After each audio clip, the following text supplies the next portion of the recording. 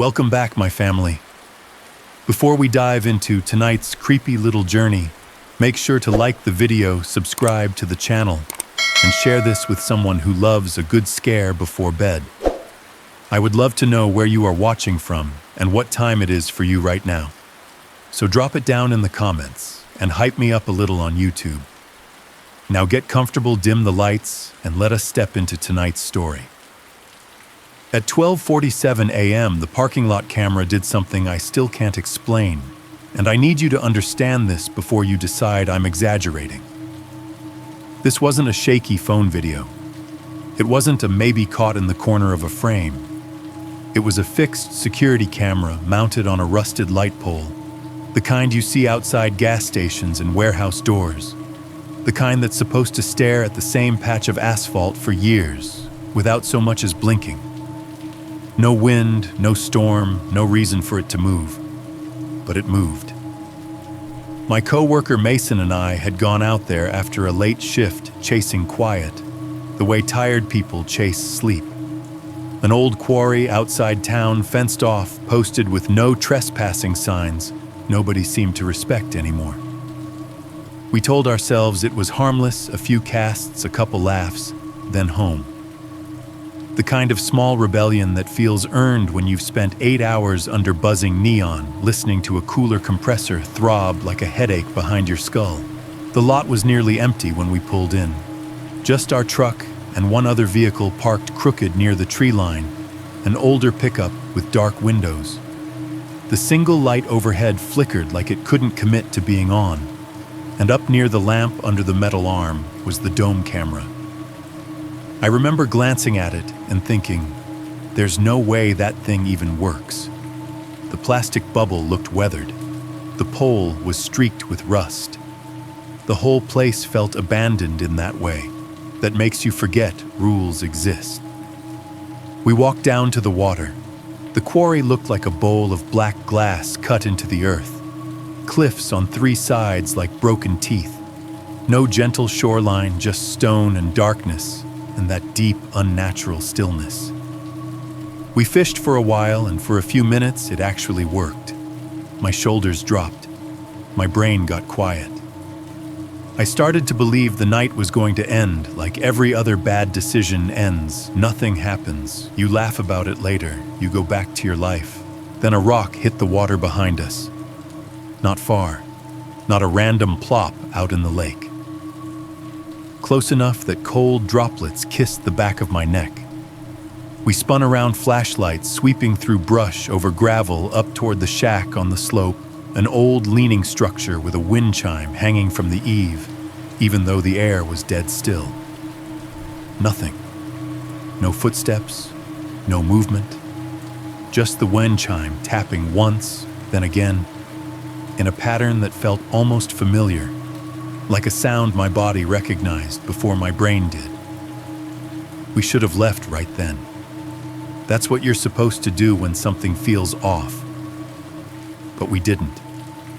We did what people always do in horror stories, the thing you swear you'd never do. We stayed because we wanted to be rational, because we didn't want to admit we were scared, because the quiet was addictive and we thought we could control it. And then when we finally climbed back up toward the lot, I looked at that light pole again. The camera wasn't pointing where it had been before. It was turned just a few degrees, but enough to be unmistakable.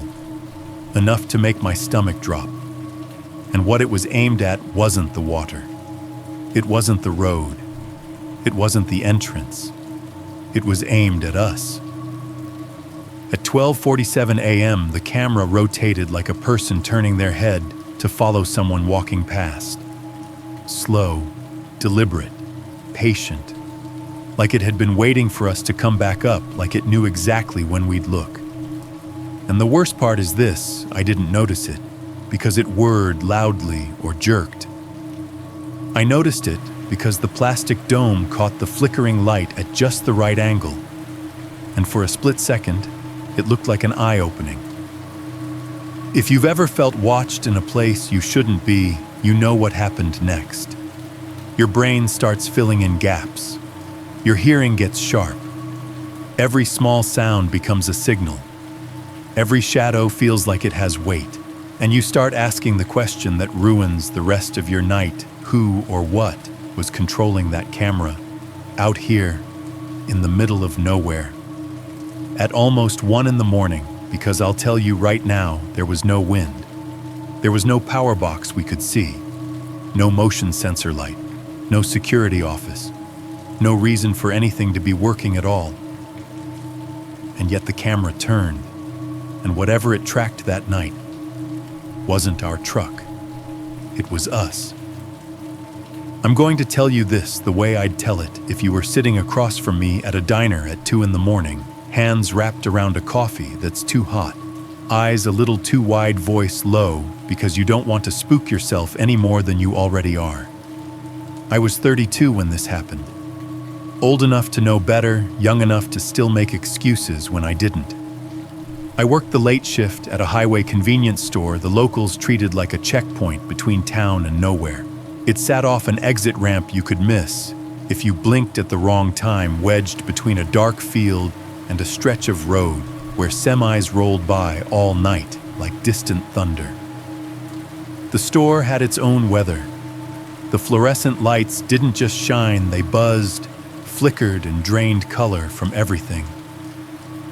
The air always smelled like 3 things at once: burnt coffee that had sat too long on the warmer roller grill grease that clung to the back of your throat, and that sour, clean scent of mop water that never truly left the tile no matter how hard you scrubbed. Sound was the worst part. People think of convenience stores as quiet places. They're not. They're full of machines that never stop talking. The ice machine in the corner clacked and dropped cubes with the patience of a metronome. The soda fountain sighed constantly, like it was breathing through its nose. The lottery scanner chirped in a sharp little beep whenever someone fed in another ticket. In the back, the walk-in cooler compressor cycled on and off with a low, heavy hum you could feel in your ribs if the store got quiet enough. And outside, the neon sign buzzed. It wasn't a loud buzz, not like a transformer exploding. It was a high, thin whine, an insect tone that only became obvious when you were exhausted, when the rest of the world got quiet, and your brain didn't have enough energy left to filter it out. The kind of sound you don't notice at 6 p.m., but can't escape at 11:45 when your eyes burn, and your patience has worn down to a single thread. That Friday night had been typical. A few travelers, a few locals, a couple people who wandered in like they were trying to be invisible. A guy in a reflective vest bought black coffee and didn't add sugar. A woman in scrubs stared at the card reader like it had personally betrayed her. 2 teenagers in hoodies giggled too loud at the energy drink cooler, that fake loud laughter people use when they're nervous or bored or both. A man with a scratchy beard argued with me about the price of cigarettes like it was a moral issue instead of taxes. I smiled. I nodded. I scanned barcodes. I bagged chips. I pretended I wasn't counting minutes. Around 11:20, the store thinned out. That's when the quiet got weird. There's a difference between normal quiet and late-night quiet in a place like that. Normal quiet is just a lull. Late-night quiet feels staged, like a set before the actors come out. You start noticing the far corners of the aisles, the blind spots behind, displays the way your reflection floats in the glass doors. You hear things you never hear when there are customers, tiny clicks in the ceiling, the soft settling of refrigeration coils, the faint creak of signage in the air conditioning. And you realize how alone you are. I was wiping down the coffee station burnt grounds, stuck to the counter, sugar granules crunching under the rag when the entrance chime rang. That 2-tone ding-dong I'd heard 1,000 times. I turned automatically, ready for another late-night cigarette purchase, another polite smile. It was Mason. Mason worked part-time with me, mostly weekends and odd shifts. He was the kind of guy who looked like he should have been doing something else, something outdoors, something that didn't involve fluorescent lighting and customers who argued over quarters. He had a restless energy, like he was always trying to outrun the feeling of being stuck. He came in wearing a hoodie with the hood up and a baseball cap underneath cheeks red from the cold. He had a GoPro strapped to his chest, like a badge. The lens stared out at the world with that blank, unblinking confidence cameras have. "Man," he said, leaning on the counter like we were old friends at a bar, "you look like you got hit by a truck." "I feel like I got hit by a truck," I said, and it came out more honest than I intended. Mason grinned. "Good. Then you need to do something dumb, just a little." I glanced at the security monitor above the cigarette rack, 4 grainy camera feeds, aisle 1, aisle 2, the register angle, and the parking lot. Everything looked normal. The lot was empty. The highway beyond was a smear of moving lights. "What are you doing here?" I asked. "You're not on shift." "Nah." He tapped the GoPro with 2 fingers. "I'm on life shift." I rolled my eyes. "That's the dumbest thing you've ever said." He didn't even flinch. "Come on, you're off soon, right?" 15 minutes, I said, glancing at the clock without meaning to. The red digital numbers looked too bright against the pale ceiling. Mason's smile widened like he'd been waiting for that exact answer. "Perfect. Let's go fishing." I laughed once, short and flat. "At midnight, late-night fishing is the best fishing," he said. "Low light, quiet water, you know that." "I know that's what people say," I replied. "I also know I'm tired." That's why he said, leaning closer, voice dropping, like he was sharing a secret. "We go out to the quarry?" "Just a few casts. No crowds, no noise, no," he gestured around us, "whatever this is." The quarry. I'd heard about it. Everyone who grew up in the area had. An old rock quarry that shut down decades ago and filled with water tucked behind woods and fencing. People treated it like a rumor you could drive to if you knew the right turn. Technically private property, technically off limits. But the kind of place that became a local, dare a hidden spot for bonfires and teenage swims and men who wanted to fish without anyone watching. I'd never gone. Not because I was afraid, because I didn't want the hassle, because I didn't want to be the guy who got caught and had to explain himself, because I could always go some other time. But that night, the neon buzz felt like it had crawled inside my skull. The cooler compressor had rattled my bones for hours. My brain felt full of static, full of the stupid little tensions of adult life, bills, schedules, responsibilities that never stopped. The idea of standing somewhere with no ceiling speakers, no fluorescent hum, no buzzing sign, it hit like relief. "I have work tomorrow," I said weakly. "So do I," Mason replied instantly. "That's why we should go now before we spend another weekend staring at a screen and pretending it counts as rest." He reached over and grabbed a pack of gum off the counter display, like he was paying rent, tossed it down. "Please," he said. "You're not 16. Nobody's gonna jump out and arrest you for stepping on dirt." I should have said no. I should have gone home, showered, slept. That's what reasonable people do.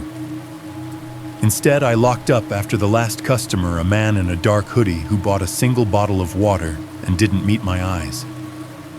I did the closing checklist, scribbled my initials on the log sheet, flipped the sign to closed.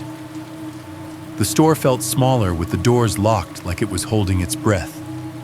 When I stepped outside, the cold air slapped my face hard enough to wake me up. The neon sign buzzed overhead like a living thing. Mason's truck and my car sat under the parking lot, light, empty asphalt stretching around them. "See," Mason said, clapping his hands together. "Freedom." I slid into his passenger seat and shut the door, and for a moment the world went quiet except for the soft tick of the cooling engine. That's the part that still makes me feel stupid. Because in that moment, I mistook quiet for safety. Mason's truck smelled like stale fast food and cheap cologne. There were wrappers in the cup holder, a half-empty sports drink bottle rolling under the seat, a fishing net shoved behind the headrest, like it belonged there. The heater kicked on high, blasting warm air that smelled faintly like warmed plastic. He didn't turn the radio on. That should have been comforting, no noise, no chatter, but it made every other sound sharper. Turn signal tick, tick, tick.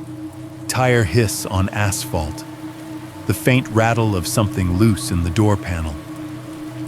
We drove out into that Rust Belt night where everything looks bruised under sodium streetlights. Shuttered strip malls, closed diners with open signs still glowing out of habit. Warehouse buildings crouched behind chain-link fences, their windows dark like blank eyes. A Walmart lot with 2 cars and a shopping cart skittering across the pavement, in the wind rattling over painted lines, like it couldn't find a place to settle. People don't realize how loud the store is until they leave it, Mason said. I realize, I replied. My voice sounded strange inside the truck, too soft. Mason tapped the GoPro on his chest. It beeped a tiny, crisp sound. Just recording for fun, he said, in case we catch something huge. You're not posting this, I told him. He smiled without looking over. Relax, it's just proof. Proof of what he shrugged like it was obvious. That we did something besides work and die. I stared out the window at the passing dark. That's dramatic. It's accurate, he said cheerfully. We reached the edge of town, where the streetlights thinned out, and the world got darker, emptier. The highway noise faded behind us, replaced by the softer, more unsettling quiet of back roads. Here and there, a farmhouse light glowed in the distance like a lone candle. A mailbox leaned at a tired angle. A deer crossing sign flashed in our headlights and vanished. Then Mason slowed and clicked on his blinker. What is this, I asked, but I already knew. The turnoff to the quarry wasn't marked. Just a narrow dirt road cutting into a line of trees half hidden by brush. If you didn't know it was there, you'd miss it. Mason swung the truck onto it like he'd done it 100 times. Gravel crunched under the tires. Branches scraped the sides with a dry shh, like fingernails across fabric. Dust rose in the headlights and hung there, turning the air into a glittering tunnel of floating specks. We passed the first sign, no trespassing. Reflective letters flashed bright, then disappeared behind us. Then another sign, then another, like someone had made a real effort to keep people out. Mason kept going. This is dumb, I said, and I hated how thin my voice sounded. It's fine, he replied immediately. It's just legal stuff. They don't even check it anymore. The road narrowed. Trees closed in. The truck's headlights carved out a shallow cone of visibility. Everything beyond it was black. We rolled past a section of chain-link fence bent inward. There was a gap where someone had cut it years ago. The metal edges were twisted and pale like broken fingers reaching into the darkness. Mason eased the truck through the gap and continued down a slight slope. The parking area was a clearing more than a lot-packed dirt and gravel, uneven, pocked with old tire ruts. One light pole stood near the center, tall and rust-streaked. The bulb at the top flickered weakly, as if it couldn't decide whether to stay alive. Under that sick, inconsistent light, shadows jumped like insects. And then I saw the camera. Mounted near the top of the pole, just beneath the light fixture, was a dome security camera, the kind you see outside gas stations, warehouses, office buildings. Dark lens behind a plastic bubble aimed down at the clearing. It looked out of place here, like someone had planted a modern eye in an old, forgotten place. Is that real? I asked, pointing. Mason squinted up. It's probably dead, he said. Look at this place. Nothing works out here. I stared at it anyway. Something about the way it sat there made my skin tighten. We weren't alone either. A pickup truck sat near the edge of the clearing, parked crooked, as if someone had pulled in fast and didn't care. It was older, dark paint-tinted windows, no lights, no movement. My throat went dry. Someone's here. Mason glanced at it and shrugged. Another fisherman, or some dude smoking. "It's fine, it's midnight," I said. "Exactly," he replied, as if that explained everything. We got out. Cold air wrapped around us, damp and sharp. It smelled like wet leaves and old dirt. The silence out there was different from the store's silence. The store had manufactured quiet, the hum of machines. This was layered, quiet, distant highway turned to a faint sigh, insects chirping in pockets, the occasional creak of branches settling. Mason grabbed his rods and tackle bag. I pulled my own cheap setup out, slung it over my shoulder. He clicked on a flashlight and swept it across the ground, the beam catching gravel and weeds and nothing else. We started down the path. The trail sloped toward the quarry, narrow and uneven, loose stones shifting under our shoes. Each crunch sounded too loud. Every step felt like an announcement. Halfway down, the abandoned shack appeared. It leaned slightly, roof sagging. Wood gray with age door hanging crooked on one hinge.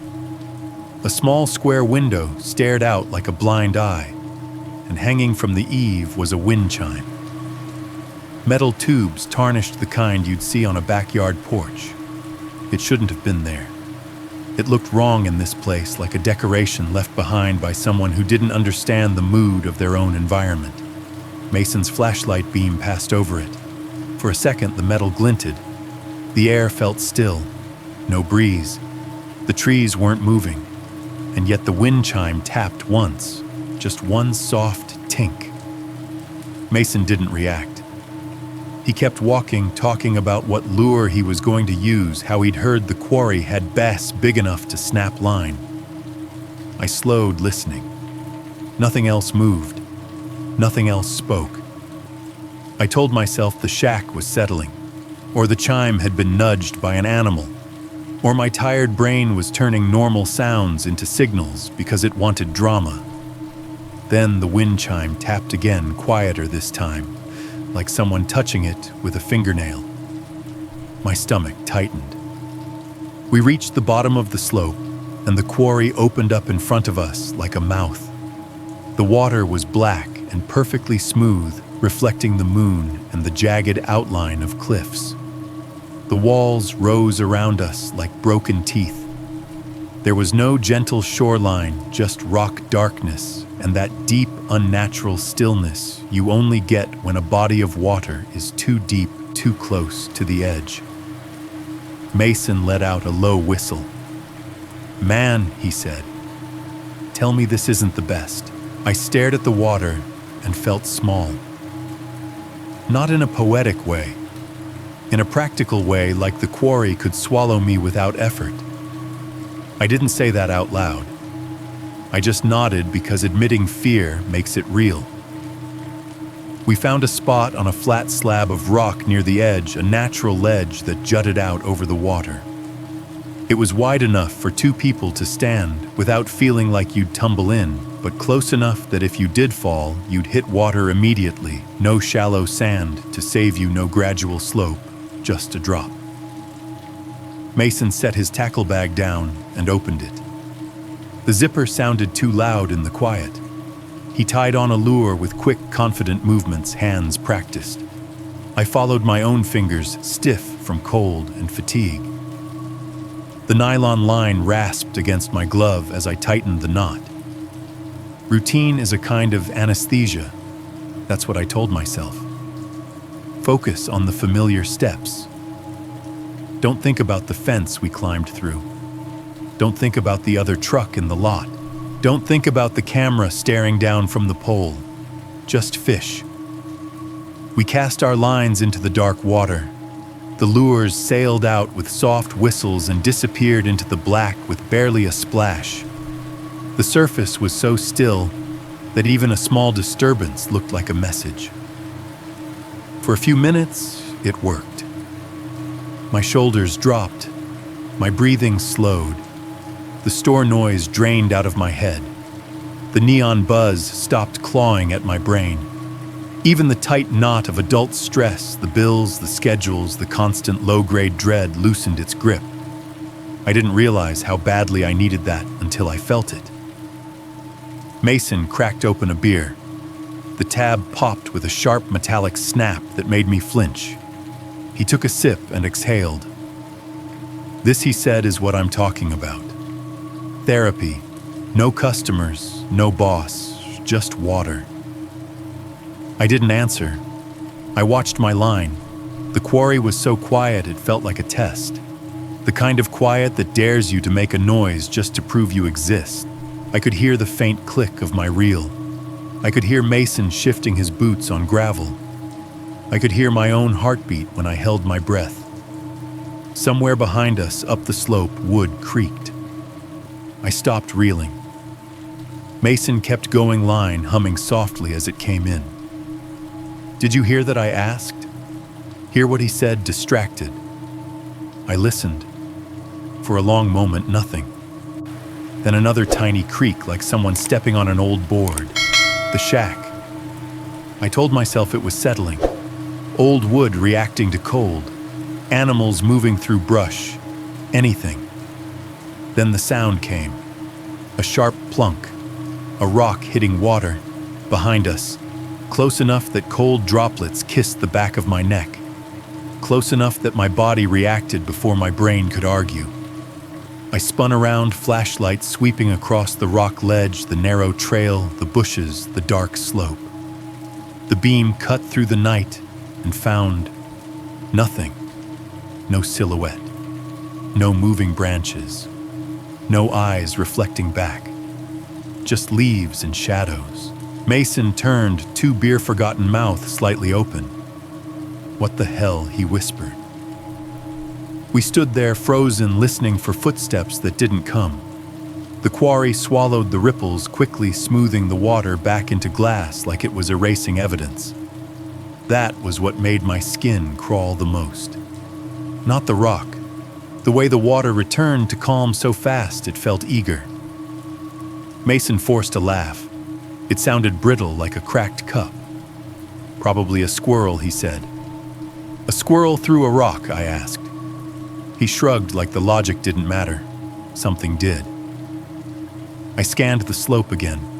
The shack sat there, leaning window dark. The wind chime hung from the eave like a small metal spine. For a long beat, nothing happened. Then the wind chime tapped. Once. A thin metallic sound that cut through the quiet like a needle. Mason glanced at it. "Wind," he said too quickly. "There isn't any wind," I replied. He opened his mouth to argue, then closed it because we both knew it was true. The trees weren't moving. The air on my cheeks felt still. Another tap. Then another. Not random. Not the loose scatter of tubes shifting naturally. It sounded arranged, like a pattern. 3 soft taps close together. A pause. One harder strike. My stomach turned. My mind tried to place it like a song you almost recognize. Mason lifted his rod again, trying to muscle the night back into normal. Whatever, he muttered. "Let's just fish." We cast again, lines slicing into the black. The lure sank. I reeled slowly, eyes flicking between the water and the slope. My body felt tight, ready to flinch. We didn't talk much after that. When Mason did speak, his voice sounded too loud, too thin, like the quarry was listening and unimpressed. I kept glancing up toward the lot, toward the flickering light pole barely visible through the trees. Every time it flickered, shadows jumped. Every time it steadied, the darkness pooled back into place like spilled ink. That's when I noticed the camera again. From the water's edge, I couldn't see the dome clearly. But I could see the pole. I could see the light. And every time the bulb flickered, it threw a brief glint off the plastic bubble of the camera housing. At first, it looked still. Then it shifted. Just a few degrees, so subtle, I almost convinced myself I imagined it. But the angle of the glint changed, and I felt it in my gut like a dropped elevator. I stared up, my mouth dry. Mason followed my gaze. "What that camera?" I said. He squinted. "It's dead. There's no way."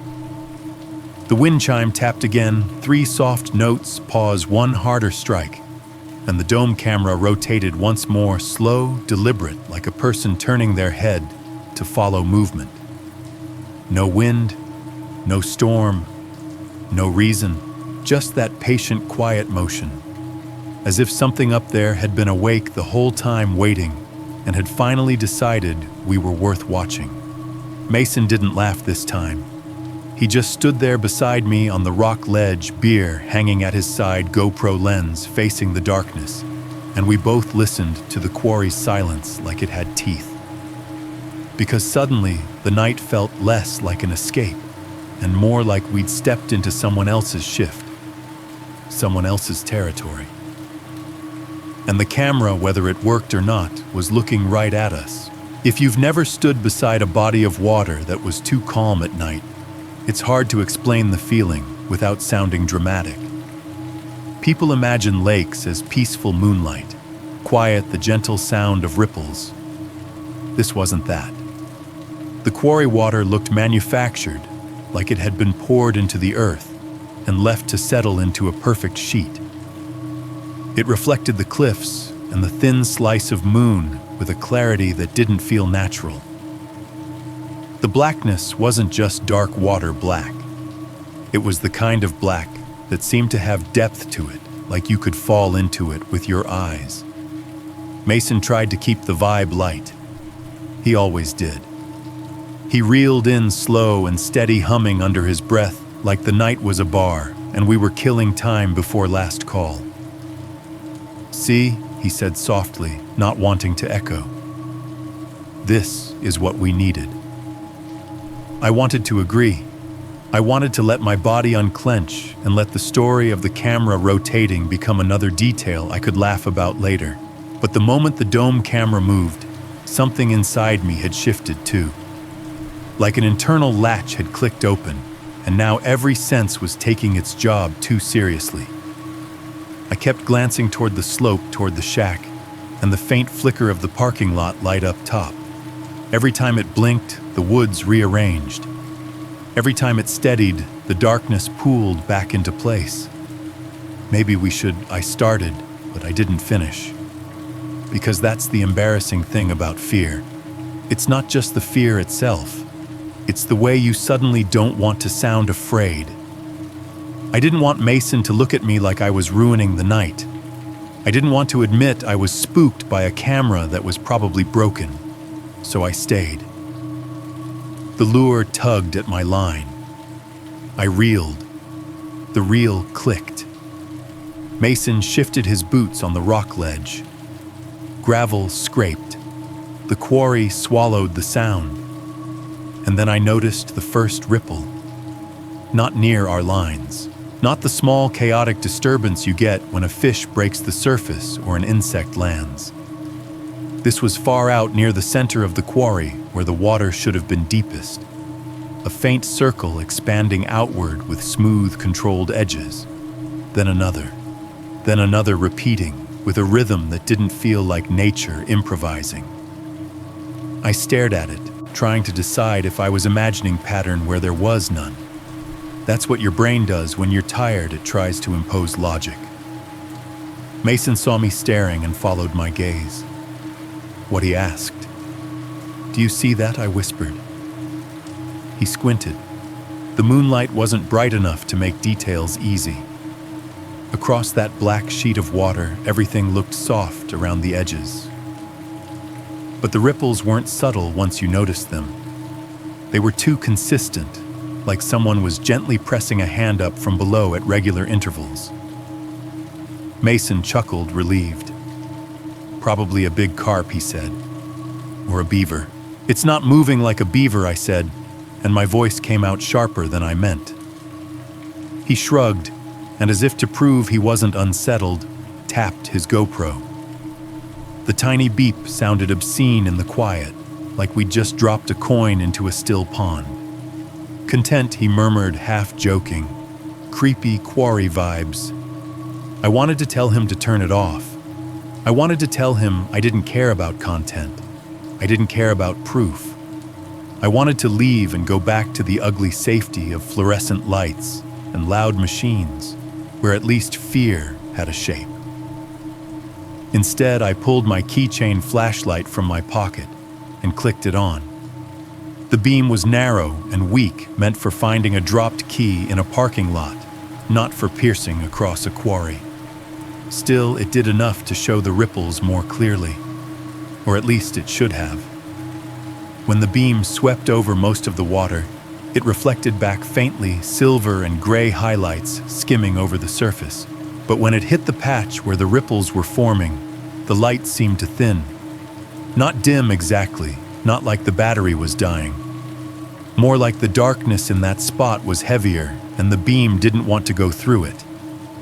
I moved the flashlight back and forth, testing it like a kid checking a magic trick. Normal water, faint reflection. That patch, my beam looked swallowed, like someone had laid a piece of velvet over the surface. Mason noticed.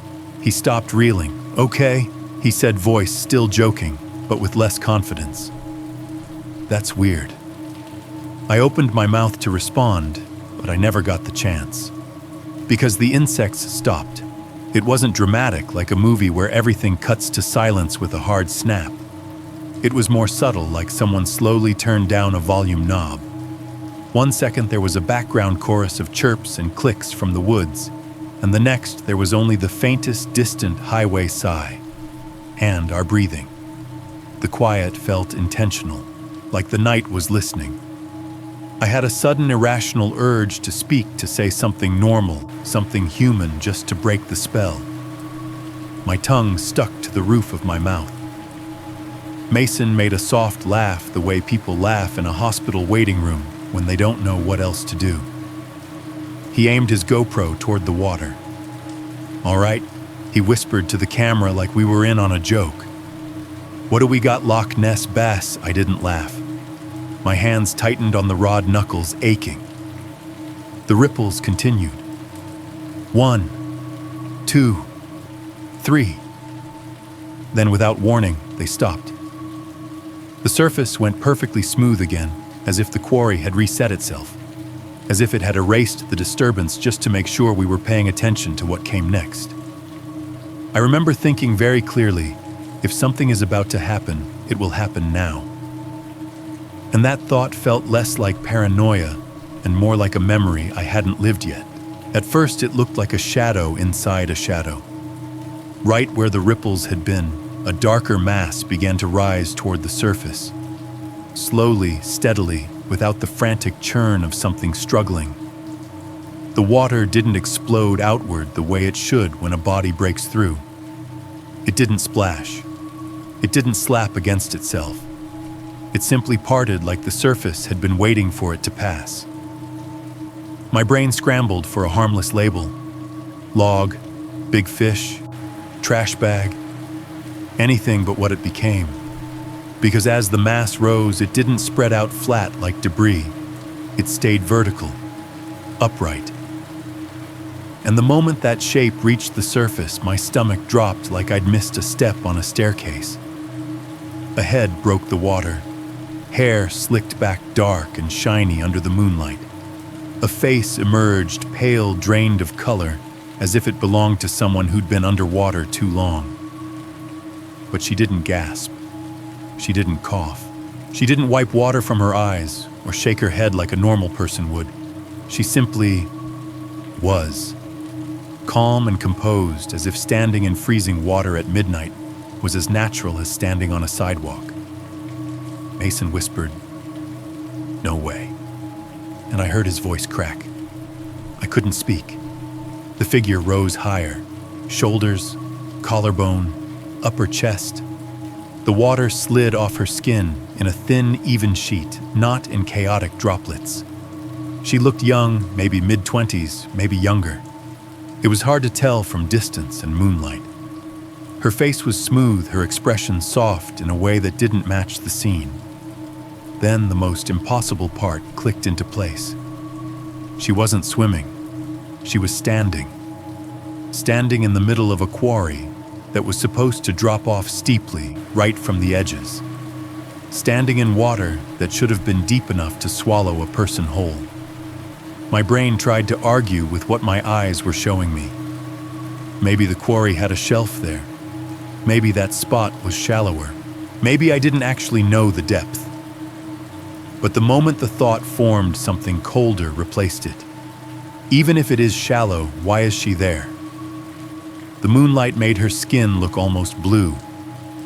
Not sick blue, but cold blue, the color your hands turn when you've been outside too long.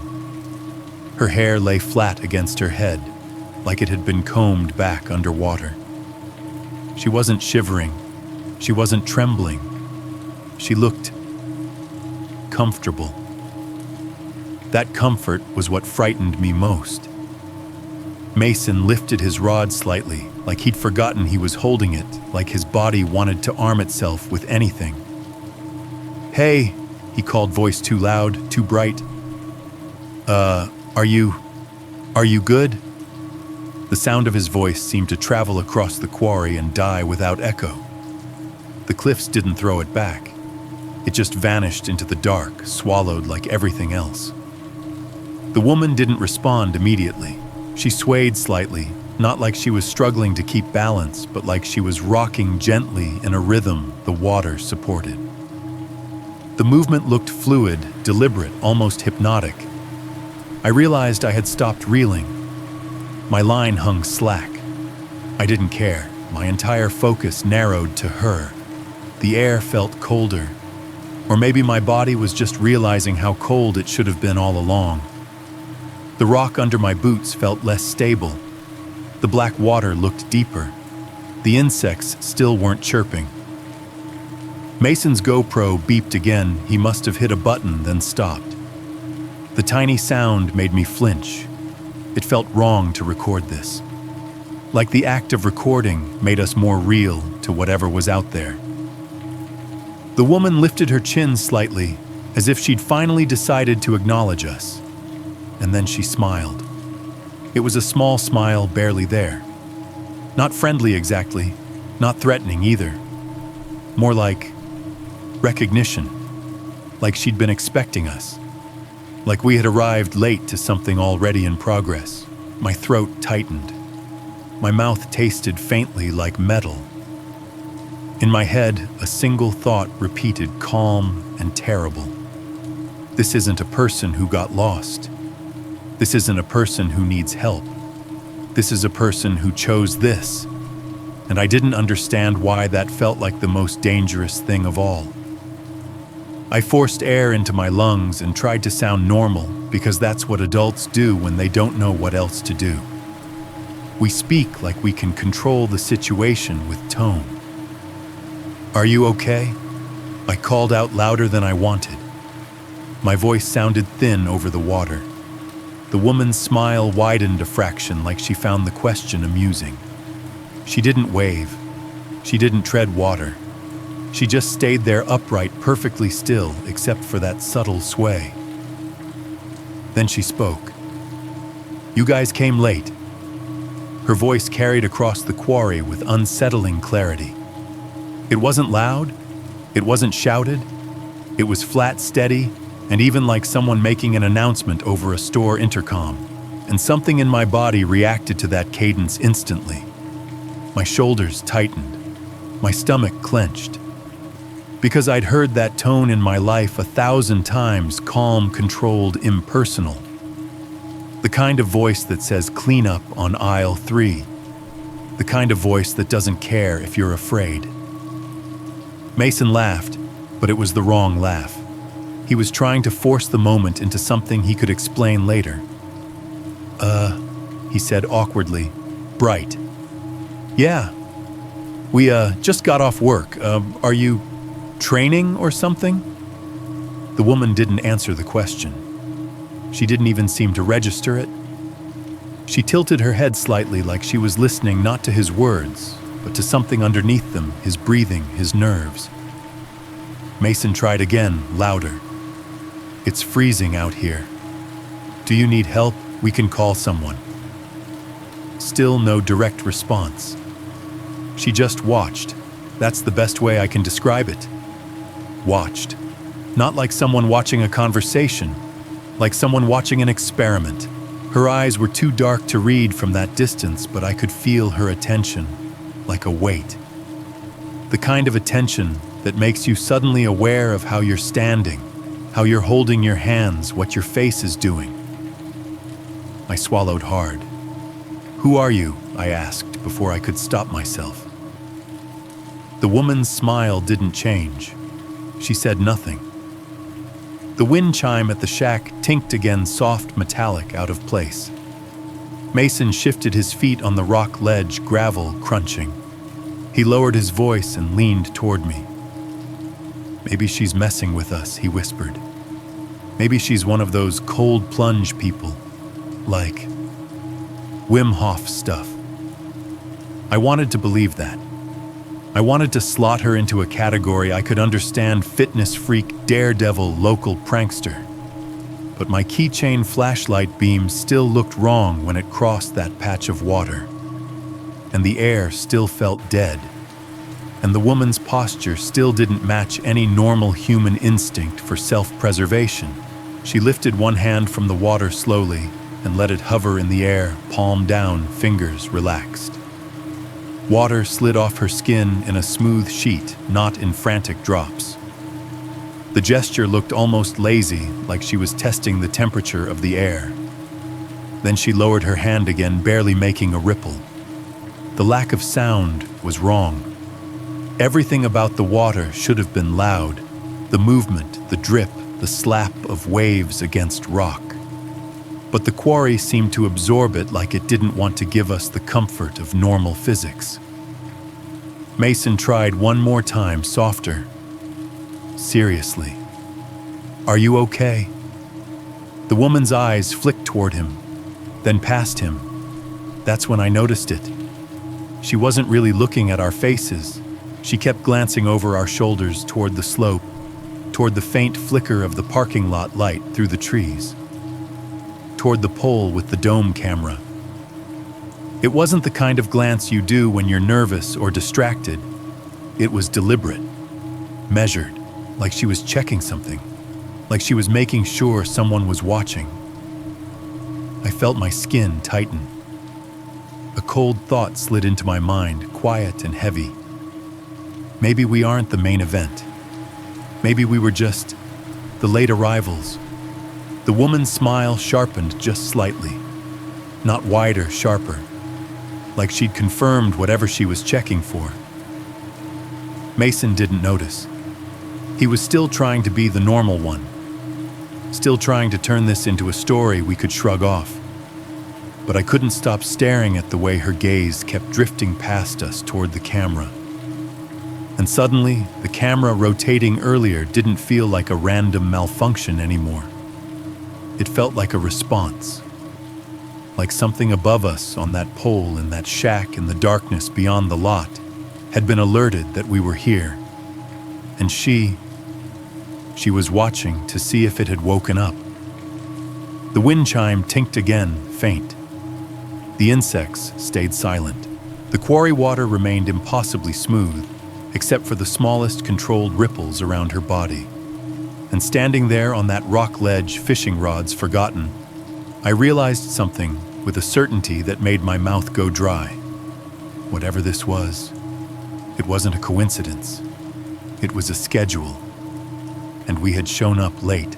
If you've ever watched someone swim in a lake at night, you know what it's supposed to look like. You see shoulders rise and fall, you hear the slap of water against skin, you watch ripples fan out in messy circles. Even the strongest swimmers can't help making noise. Water is honest, that way it tells on you. That's why what happened next made my stomach tighten like a fist. The woman in the quarry didn't swim toward us. She glided. At first it was so subtle I almost argued with myself about it. She had been standing out there upright, calm, as if the quarry was ankle deep. Then she shifted just slightly and started drifting closer. Not fast, not dramatic. Just a slow, smooth approach that should have made the water behave one way, and didn't. The ripples around her were wrong. They were too small, too controlled. If she'd moved that distance normally, the surface would have responded waves, splashes, the faint slap against rock walls. Instead, the quarry surface barely acknowledged her, like it was trying to keep itself smooth no matter what she did. The water stayed dark and glassy, disturbed only by faint rings that looked more like someone tapping a drum than someone moving through a lake. Mason kept talking because silence was making him nervous. I could tell. His voice had that half-laugh tucked into it the way adults do when they're trying to act like something doesn't bother them. So what he called out too bright. "You do this every night. Cold Plunge Club." The woman didn't answer. Not directly.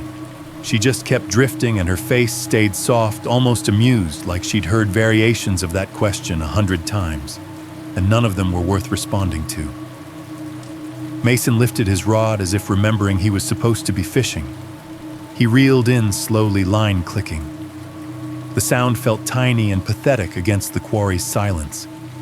Then he muttered under his breath, "Maybe she's messing with us." I didn't respond because I wasn't sure what I believed.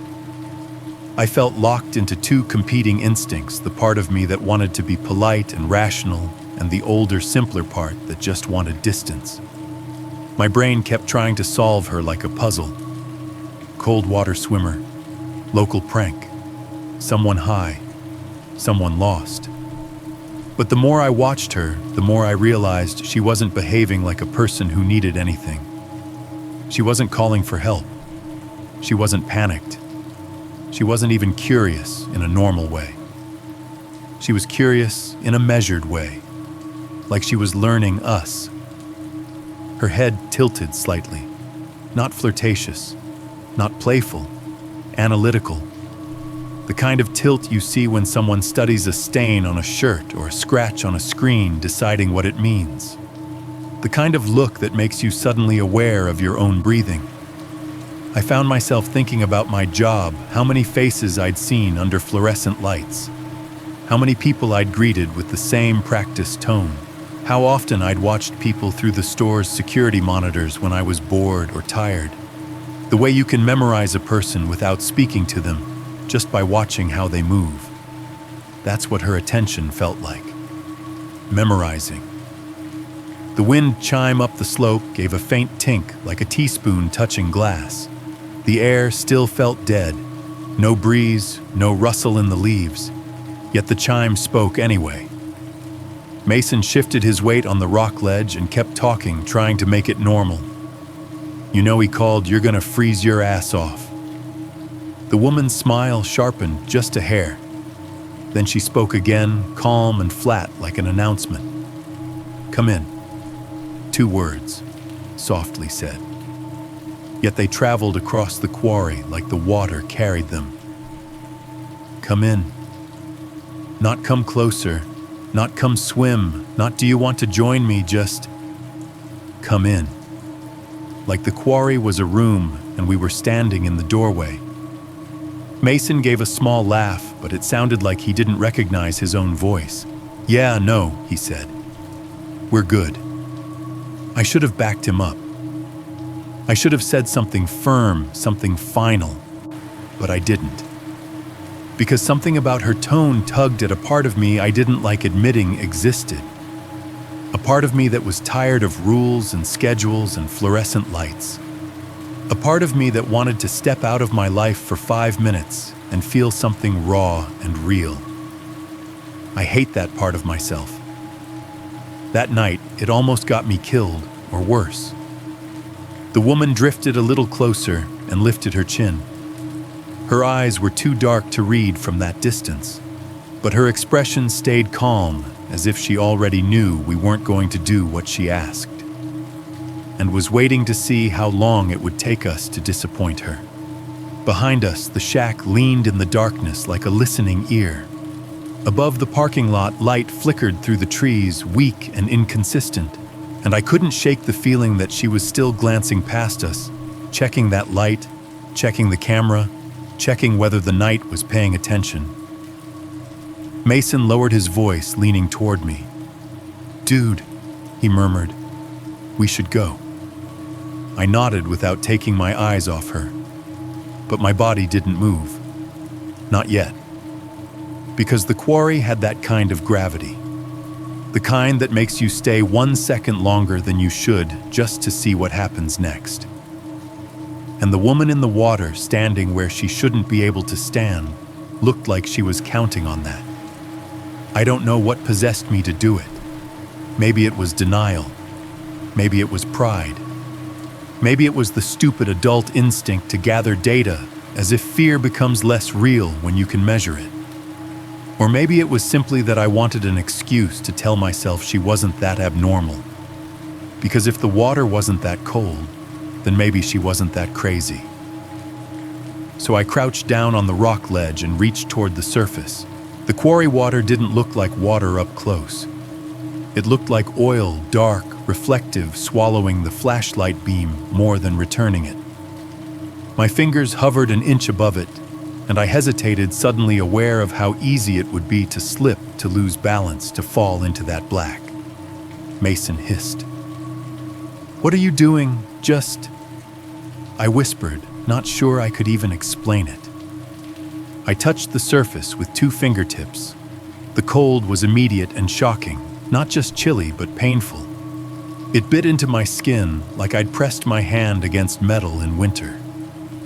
My fingers went numb so fast it felt like the nerves shut down out of self-preservation. I jerked back so hard I scraped my palm on the rock. "Jesus," I breathed, staring at my wet fingertips. The cold lingered like a burn. The woman watched me with the same patient attention. Not surprised, not concerned. Like this was expected. I stood up quickly, wiping my fingers on my jeans as if that would help. "You're crazy," I called, "and I meant it." "That's freezing." Her smile widened, slow and deliberate, and she spoke again with that same flat cadence like she was reciting a line she'd practiced. "You'll get used to it fast." Something about the sentence and the way she delivered it made my skin prickle. Not the content, the tone. It sounded rehearsed. Not rehearsed like a prankster memorizing a script. Rehearsed like someone repeating instructions they've repeated many times. Like a safety announcement, except the safety was a lie. Mason lifted his hands slightly, palms out, the universal gesture of a person trying to de-escalate. "Okay," he called. "All right, we're good. We're gonna head out." The woman didn't move. She didn't argue. She just watched him the way she'd watched me, head slightly tilted, as if she was comparing our reactions. My senses narrowed. It happens when you're scared enough, your world compresses into a few sharp details. The faint click when my flashlight changed modes under my thumb. The soft beep from Mason's GoPro as he adjusted something. The tightness in my chest when I realized how loud my breathing had become. Even the water had a sound, or maybe it was the absence of one, no lapping at the rock. No gentle wash, just a hush, like the quarry was holding its breath. Mason swallowed audibly. Then he tried humor again, as if humor could build a bridge. "Hey," he called, "are you out here alone?" The woman's gaze flicked past him again, toward the slope, toward the light. Her mouth twitched, almost like a smile, almost like disappointment. She still didn't answer. And then right as my mind started to spiral right, as I started imagining her drifting closer, her hand reaching out her fingers, hooking into Mason's jacket, I heard it. A whisper. Close. Intimate. Warm. Don't waste the night. It hit my ear so clearly I felt my skin ripple. It wasn't carried across the water. It wasn't shouted. It didn't echo. It was right there, like someone leaned in and breathed the words into my ear. I jerked so hard I nearly dropped my rod. My heart slammed against my ribs. I spun flashlight whipping behind me, beam slicing across the rock ledge, the trail, the bushes, the dark slope. Nothing. No one. Just Mason standing exactly where he'd been, eyes wide, both hands visible. The GoPro on his chest stared blankly at the darkness. His mouth was slightly open, like he was about to ask me if I'd heard it too. What he breathed. I stared at him, pulse pounding. "Did you?" I started, but my voice cracked. Mason shook his head slowly. "No," he whispered. "No." I didn't say anything. I forced myself to look back at the water. The woman was still there, too far away, too far for a whisper. And yet the words had landed in my ear like a physical touch. My mind tried to make it make sense. Wind. But there was no wind. Mason's GoPro speaker. But it hadn't played audio before. Some prankster in the bushes, but I'd scanned the slope, nothing moved. No footsteps, no rustle. And the worst possibility, the one I didn't want to name, was that the whisper hadn't come from any direction at all, that it had simply appeared. The woman's smile held steady, as if she'd been waiting for that moment, as if the whisper was part of the process. Mason lowered his voice to the smallest tremble. "Okay," he said, and the humor was gone now. "We're leaving." The woman didn't react. She just watched, like we were finally doing what she expected. And that thought terrified me more than the whisper, because it meant she didn't need to chase. She didn't need to yell. She didn't need to do anything at all. She already knew the next move. The moment we decided to leave, I expected relief to hit me, like a switch, like the simple act of choosing escape would loosen whatever invisible pressure had been building around us. Instead, my body got clumsier. My hands shook as I reeled in line I hadn't even cast properly. The reel clicked too fast. The rod felt awkward and heavy, like I'd forgotten how to hold it. My fingers were still numb from the water, and the cold made everything harder: knots, zippers, hooks. Mason moved with the same frantic efficiency, not running yet, not panicking, but packing with urgency, the way you pack when you've heard a noise downstairs and you don't want to admit you're scared, so you focus on tasks. I tried to slide my lure back into the tackle bag and hooked my own sleeve. The hook snagged fabric, and for a terrible second I couldn't free it. My heart sprinted. My breath caught. My brain flashed images of falling, of fumbling, of the woman drifting closer while I struggled with a stupid hook. Mason muttered, come on," under his breath, voice tight. I forced the hook free and shoved the rod under my arm. My flashlight beam jittered across the rock as my hand trembled. The water remained smooth. The woman remained still, watching, always watching.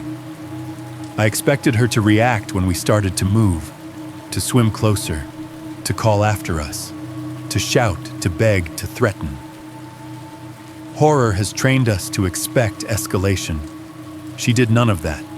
She simply floated there at the edge of impossibility, smiling faintly, like she was entertained, like she was letting us leave. And that made me even more afraid. Because if she wasn't trying to stop us, then either she didn't care, or she had no need to. Mason took a cautious step backward, then another eyes locked on her. "We're good," he said, like he was talking to a dog that might bite. "Okay, we're leaving." The woman tilted her head slightly, as if she was listening to the tone more than the words. I grabbed Mason's elbow. "Go," I whispered, and my voice sounded strange, too thin, like the quarry had drained it of strength. We started moving up the slope backward, at first unwilling to turn our backs. Gravel shifted under our boots and slid downhill in soft trickles. Every little sound felt like a signal. The shack on the slope seemed darker now, its doorway a mouth. The square window looked like an eye. The wind chime hung under the eave, still visible in the edge of our flashlights. We reached the point where the woman was partially obscured by brush and the curve of the path. Mason finally turned his back and started walking faster. I followed, my spine buzzing with the sensation of being watched. Halfway up, the wind chime rang. Not a random scatter of taps. A pattern.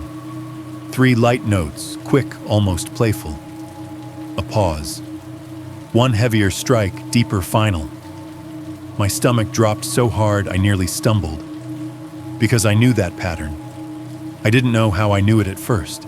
It hit me as a physical recognition, like my muscles remembered it before my mind did.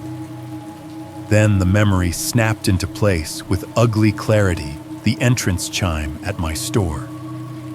The 2-tone ding I heard 1,000 times a week. The sound that meant a customer had walked in, that meant my shift wasn't over, that meant someone had entered my space and I had to perform. 3 light notes.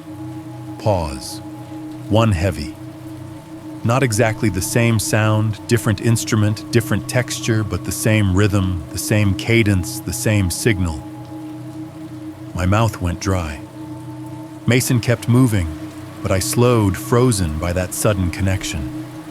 My brain linked the woman's flat voice. You guys came late to the impersonal announcements I'd heard in the store. Linked the quarry's silence to the store's manufactured hum. Linked her invitation, come in, to the feeling of stepping through the glass doors at the start of a shift, and the thought that followed was quiet and horrifying. What if this isn't staying here? What if it already knows where I work? The wind chime rang again, softer this time, as if repeating the pattern to make sure I understood. Mason glanced back at me. Dude, he hissed, impatient and scared. Move. I forced my legs to work and hurried after him, heart hammering. Behind us, the quarry remained silent. The woman didn't splash.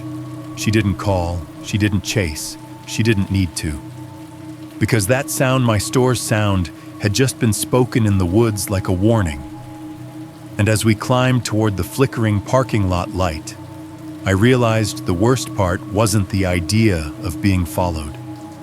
It was the idea that whatever was out there didn't have to follow at all. It could simply switch locations. Like a voice coming through an intercom. Like a chime announcing someone had just walked in, and you were the one stuck behind the counter. The climb back up shouldn't have felt as long as it did. We'd only come down that slope once, maybe 10-15 minutes earlier, and it hadn't seemed like much, just a rough trail, some loose stone, a lean-to shack halfway up like a bad prop someone forgot to take off stage.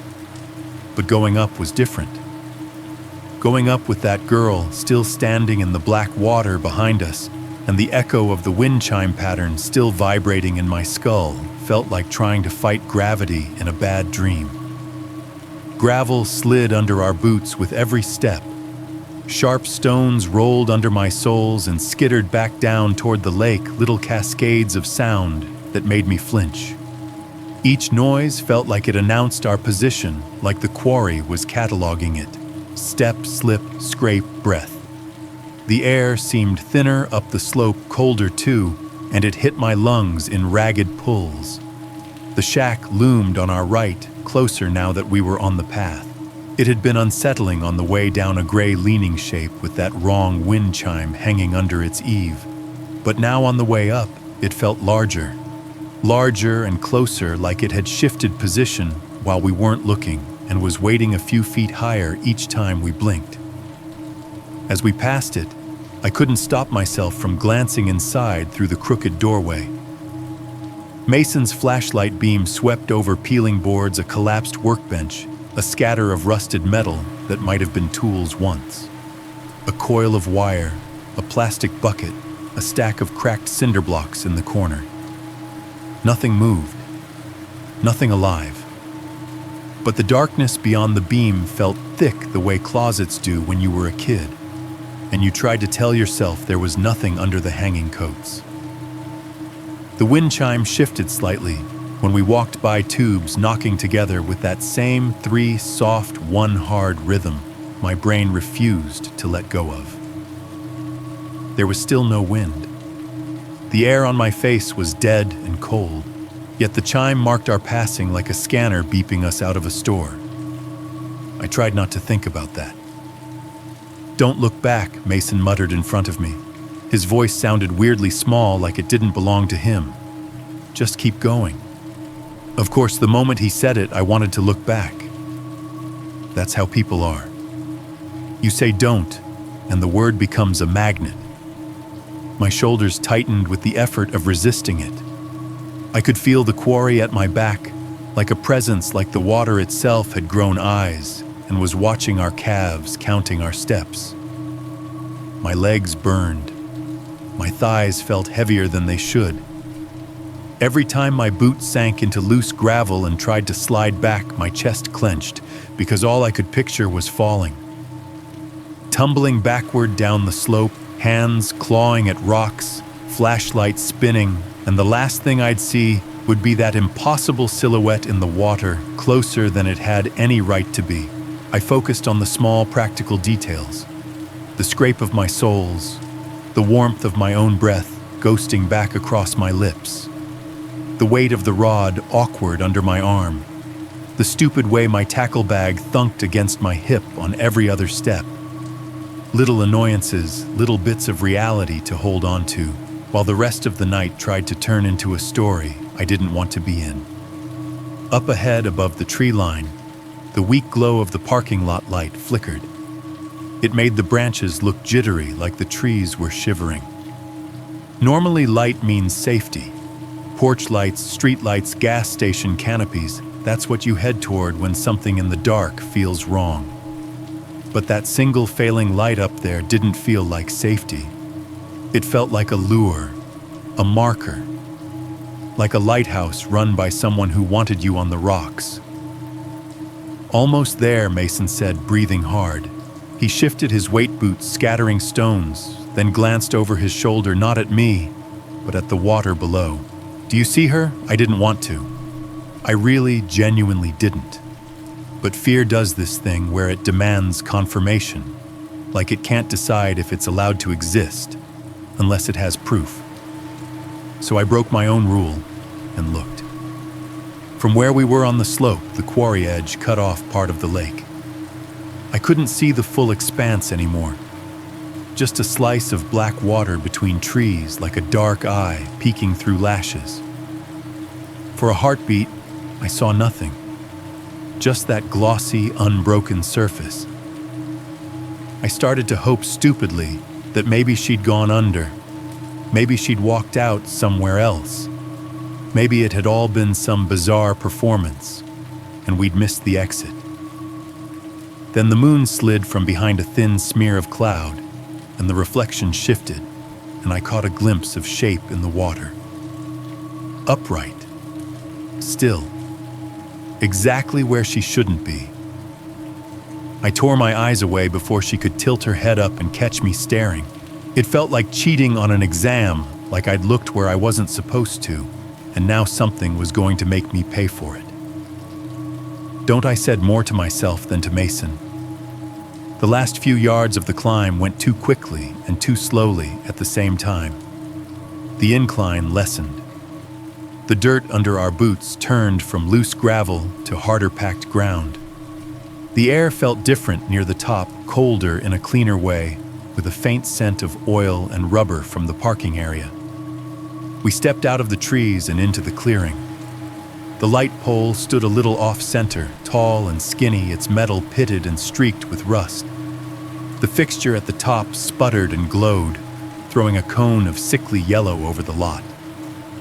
The flicker was worse up close. It didn't just blink off and on. It stuttered like a failing fluorescent in the store, making the world change in staccato frames, bright, dim, darkish bright again. Shadows jumped when it did, stretching out from the base of the pole, from our legs, from the corners of the crooked truck parked near the trees. In one flicker, the pickup looked empty. In the next, the darkness behind its windshield looked thicker, as if someone had leaned forward in the driver's seat. Then the light strengthened, and the glass went back to being just dark glass. I had to fight the urge to stare too long at anything. The flicker made everything feel like it might be different the next time you looked. And there, just as before, was the dome camera. Mounted beneath the light dark lens behind its plastic bubble, it sat like a bulging eye at the head of a metal spine. Earlier, from the bottom of the slope, I'd seen it shift a few degrees. I'd convinced myself half-heartedly that maybe it had always been that way, maybe my brain had just needed something to latch onto. Up close, there was no pretending. The camera wasn't pointing where it should have been. Most parking lot cameras I'd seen pointed toward entrances, exits, the register area, the gas pumps. This one was angled just off-center, tilted enough that the bubble's reflection caught the cliff line and a slice of dark trees, and the path we just climbed. It wasn't aimed at the road. It wasn't aimed at the crooked truck. It was aimed where we came from, where we were. Mason stopped beside me and tilted his head, squinting the same way he did when he was trying to read a scratched-off lottery ticket. Was it like that before he asked? I didn't answer right away. I couldn't. My tongue felt too big in my mouth. The lot looked the same, technically speaking, same truck, same pole, same fence line in the distance. But something about the air felt charged now, like the moment before a security alarm goes off. Mason lifted the hand with his rod and pointed, but it wasn't the way he pointed that made my chest feel tight. It was what he did with his other hand. Without taking his eyes off the camera, he reached up and tapped the GoPro on his chest. The little device gave a cheerful beep. "Let's get this," he said under his breath. I turned to him, and the words came out sharper than I intended. "Are you serious?" What he didn't look away from the path. "If it's moving, I want it on video. Nobody's gonna believe this otherwise." A weird anger flared in me, bright and brief through the fear. Not anger at him, not really. Anger at the way he said believe, like the goal was to make this night into something we could show people later. A story you replay. A clip you pause. A thing that happened to somebody else. "I don't care if anyone believes it," I said. "I just want to go." He finally glanced at me, eyes reflecting the flicker, and for a second, he looked like a stranger. Then he swallowed, nodded once, and turned the GoPro toward the slope again, lens, aimed over my shoulder at the trees we'd just pushed through. Behind us, the wind chime gave one small, thin note. I found myself looking up at the camera, at the way it sat there under the buzzing light, and a sick thought occurred to me. Mason thought he was recording the weird thing in the dark, catching it on tape like that would pin it down. But standing there in that smeared yellow light with gravel dust on my boots and quarry air still in my lungs, I realized he was pointing the lens in the wrong direction. We weren't the ones capturing proof. We were the ones being captured. Crossing that parking lot felt worse than walking away from the water. At least down by the quarry, the wrongness had a shape I could point to: a girl standing where the lake should have been, deep, a wind chime ringing without wind, a camera that moved when nothing else did. Up here under the buzzing lot light, everything looked almost normal again. That almost was the problem. Gravel crunched under our boots as we stepped away from the pole. The crooked pickup near the trees sat in its patch of shadow like a crouched animal, its windows dark, its cab slightly nose down, as if it had rolled in and given up. I couldn't stop glancing at it. Every time the light flickered, the shape shifted in my peripheral vision. Empty truck, darkened windshield. Maybe the hint of a silhouette where the driver's seat should be. Then the light would strengthen and it would go back to being just metal and glass. "Keys," Mason said abruptly, and the word made me jump. "What, get your keys?" he said. "We're not staying long enough for whatever this is." "Right. Keys, tasks, small things." I fumbled in my pocket until my fingers hit the familiar jagged shape, the little cold bite of metal. The act of curling my fist around them gave me something to hold on to that wasn't fear. Mason took the lead toward his truck boots, crunching shoulders tight. The flicker from the pole turned our shadows into glitchy cutouts that stretched and snapped back with every stutter of the light. I hated the way my own shadow moved, like it belonged to someone else, a half-second delayed, jerky figure that never quite lined up with my steps. The farther we got from the edge of the trees, the more exposed I felt. Down by the water, at least there were rocks and brush and the illusion of cover. Here it was just us and flat ground and too much open space under that weak, trembling light. I had the sensation, not just the thought, but the sensation of something watching us from behind every dark surface, the pickup's windshield, the shack's window, the dome camera's bubble. We reached the truck. Mason veered toward the passenger side, still keeping half an eye on the tree line. I stepped up to the driver's door keys, ready already, picturing the relief of slamming myself inside the cab, locking the doors, feeling the truck frame around me like armor. My hand closed around the door handle. Cold shot up my arm so fast it stole my breath. I've lived in this state long enough to know what a cold door handle feels like on a winter night. Metal gets chilly. Dew freezes. You get that quick bite in your palm that makes you hiss and pull your sleeve down. This wasn't that. The handle wasn't just cold.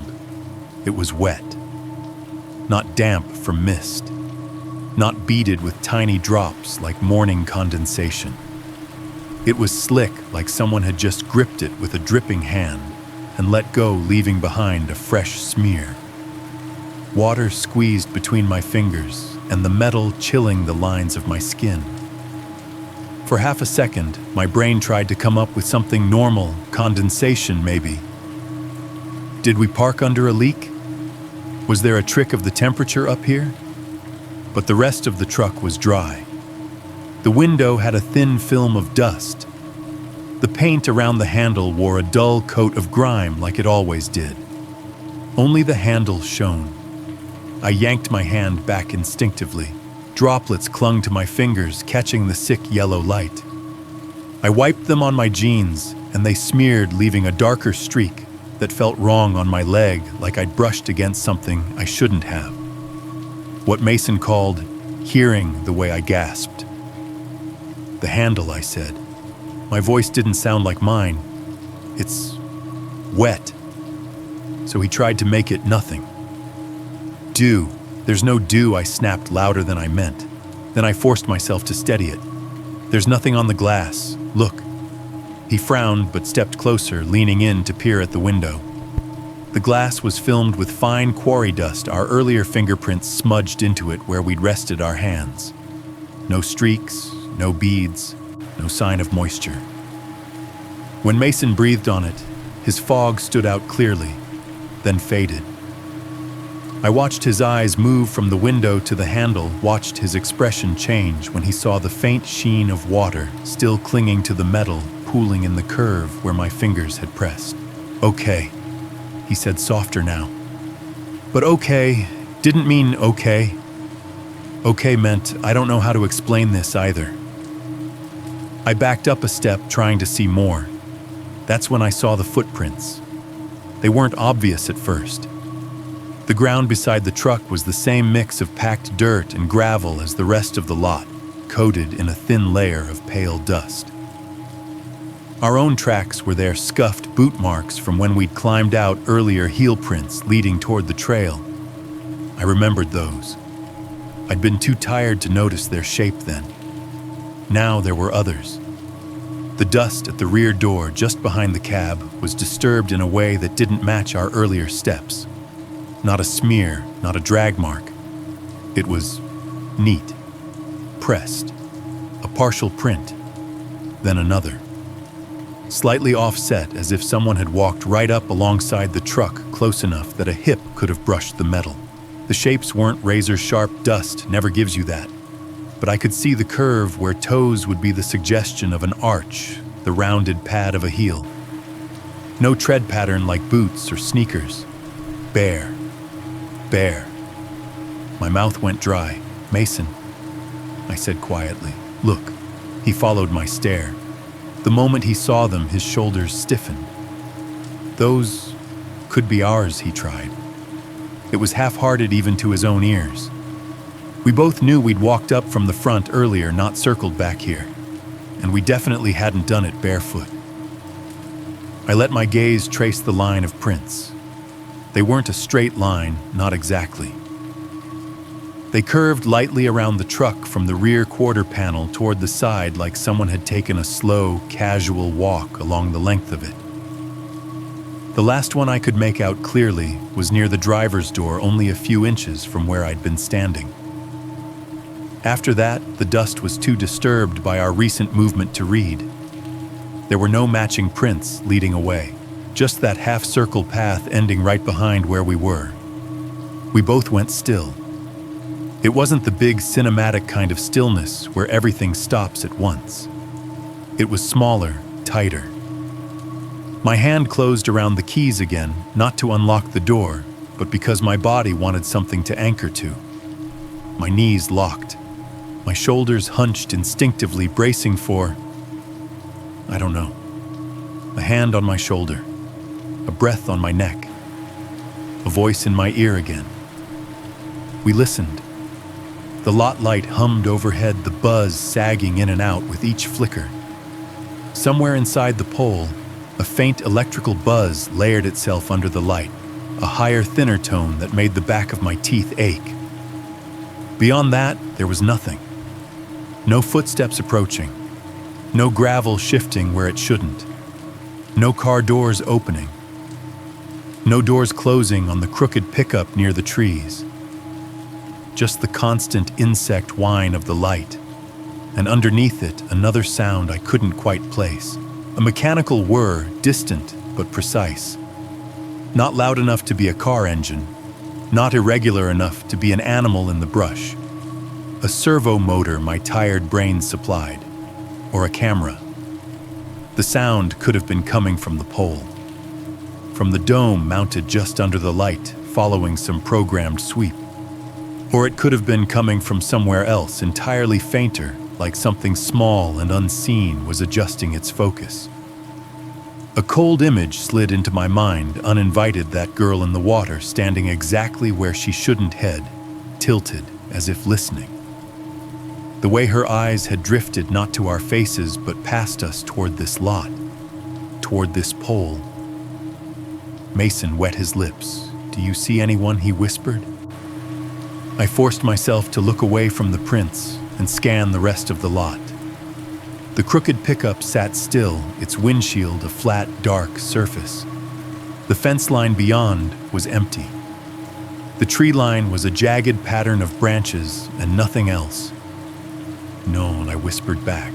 The mechanical whir continued for another few seconds, then stopped. The sudden absence of it felt like a held breath just exhaled.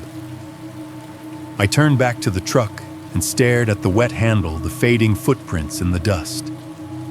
My mind shoved one last weak explanation forward, condensation dripping from the undercarriage, maybe some weird temperature pocket on the ground. But there were no corresponding puddles, no trail from under the frame, just those bare shapes stamped into dust, ending as if the owner had simply stepped up into the side of the vehicle, or vanished. Mason shifted closer to me without saying anything, the way people do when they don't want to admit they want to stand shoulder to shoulder. We were both listening so hard, the silence started to feel loud. Every small sound registered: the rustle of his jacket, the faint jingle of the keys in my fist, the dry crunch of one stray piece of gravel rolling somewhere off to the side. "Unlock it," he said finally, voice low. "Just unlock it. We'll talk later." I nodded, because what else was there to do? My hand trembled as I reached for the handle again, bracing myself for that shock of leftover cold, for the slick feel of someone else's water on my skin.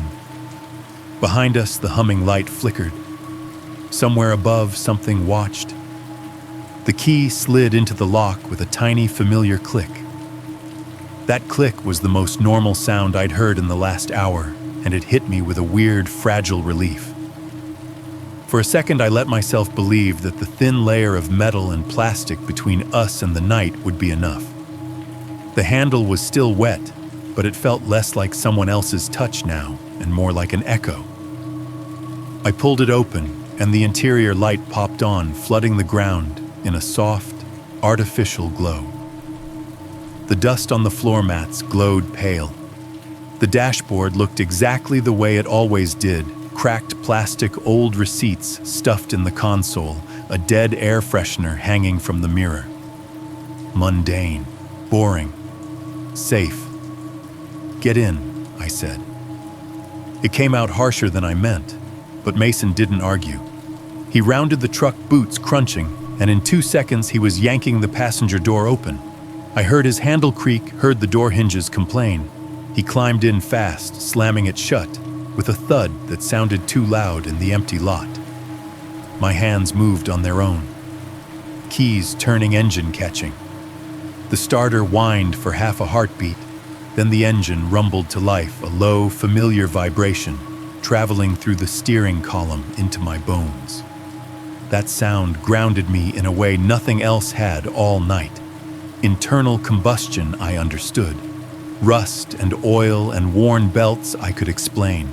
I threw the truck into reverse. Tires rolled over gravel, dragging slow. For a moment, nothing happened. Then the wheels hit a deeper patch, rocks spitting and skittering as the truck lurched backward. The suspension groaned. Dust rose in the red glow of the taillights. "Go," Mason muttered. "Just go." I didn't need encouragement. I swung the wheel, backing us in a shaky arc that felt too wide, too slow. The light on the pole flickered above us, stuttering between yellow and almost dark in short, angry bursts. For a second, the world dropped into shadow, and the only light was the washed-out glow from the dash. That's when I made the mistake of looking in the rearview mirror. I hadn't meant to. Old habit checking behind before shifting into drive. My eyes flicked up, expecting nothing but the shape of the lot. The hint of trees, maybe the crooked silhouette of the other truck. Instead, for half a second, no more, I saw a figure standing near the base of the pole. Not close enough to touch it. Not directly beneath the light.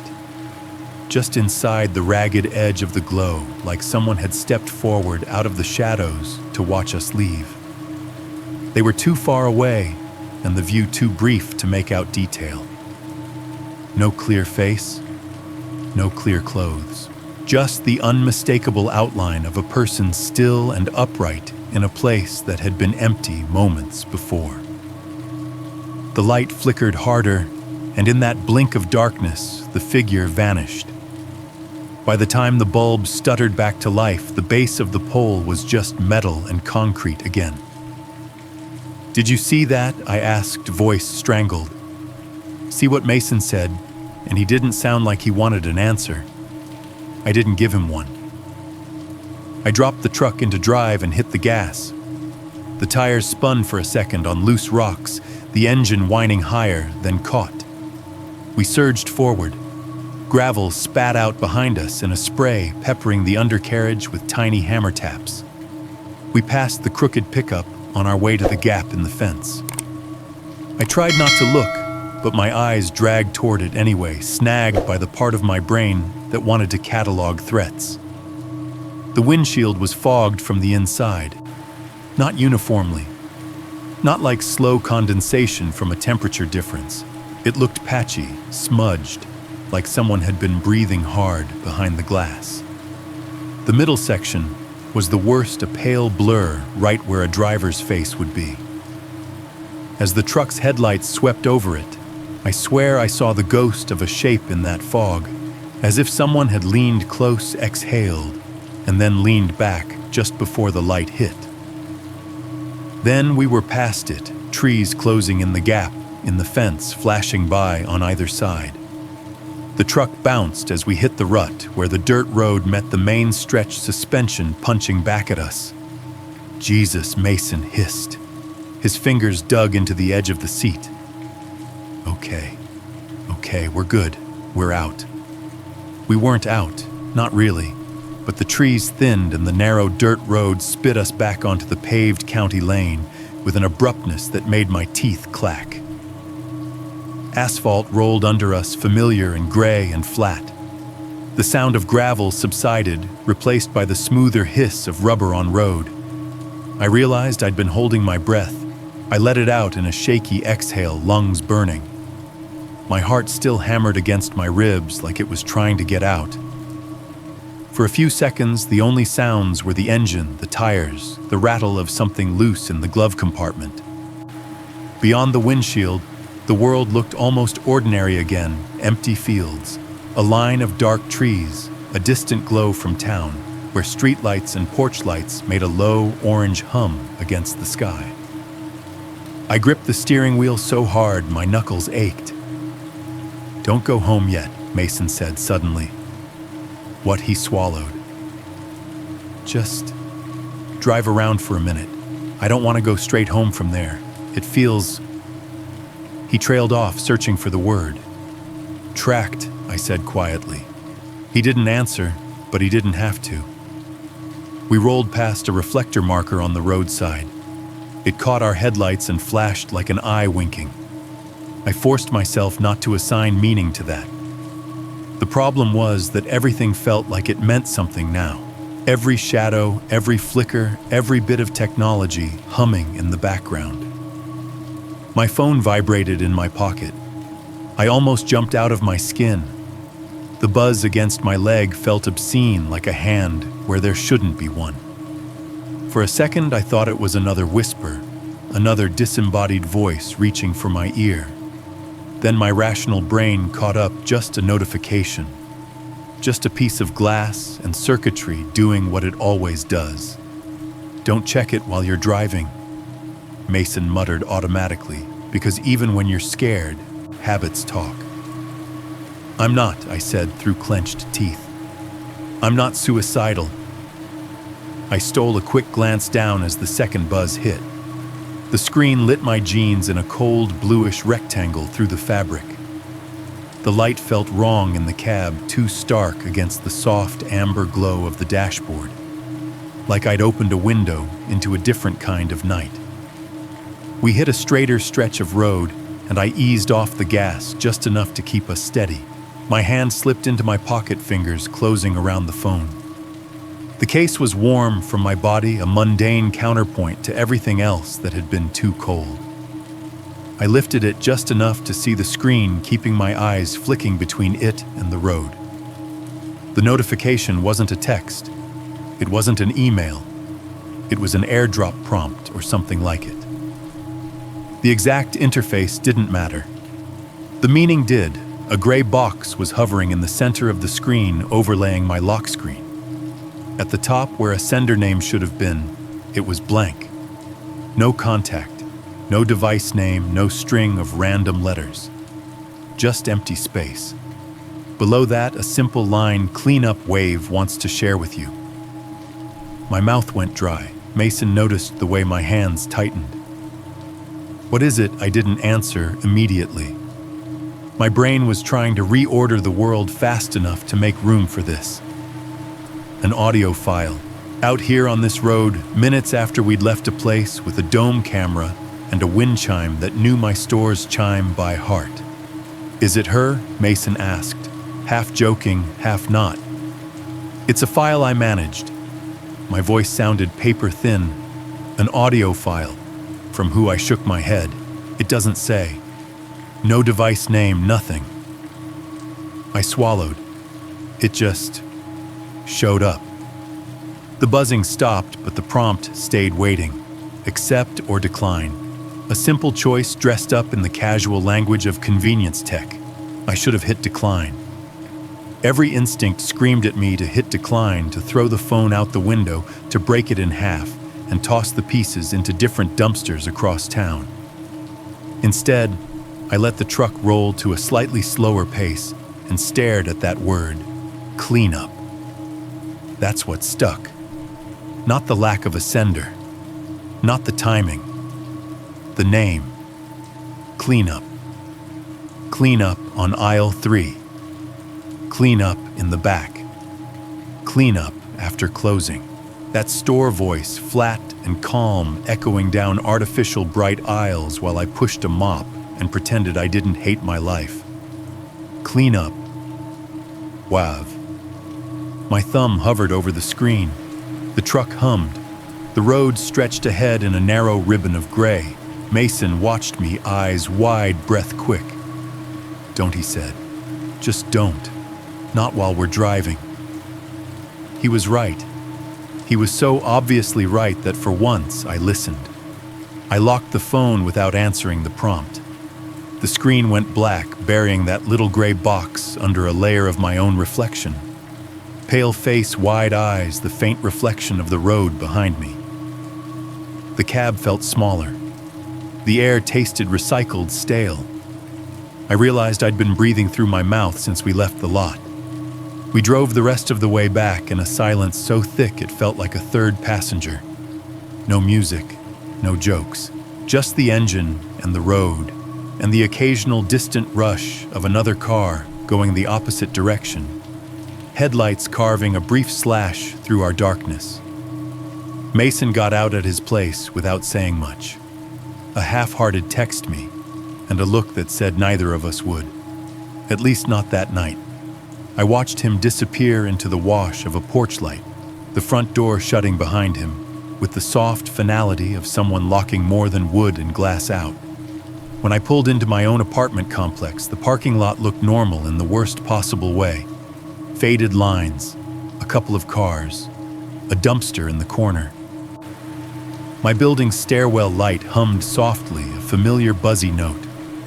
I sat in the truck for a moment, engine off, listening to the tick-tick-tick of cooling metal. The phone was a weight in my hand, like a stone I hadn't meant to pick up. I unlocked the screen. The airdrop prompt was gone. In its place, buried in my file manager like it had always been, there was a new audio file in my downloads. Cleanup. WAV. I tapped into the file details with a finger that didn't feel like mine. Created 12:47 a.m., received 12:47 a.m., and under that the line that made my skin go cold for the second time that night. Location quarry lot. The timestamp didn't match the moment my phone had buzzed on the road. It matched the moment we'd still been down there by the water, with that girl standing where the lake should have been deep, and the dome camera quietly turning its glass eye toward us. If the quarry felt like a dream, You Can't Wake Up from the Diner felt like waking up in the wrong room.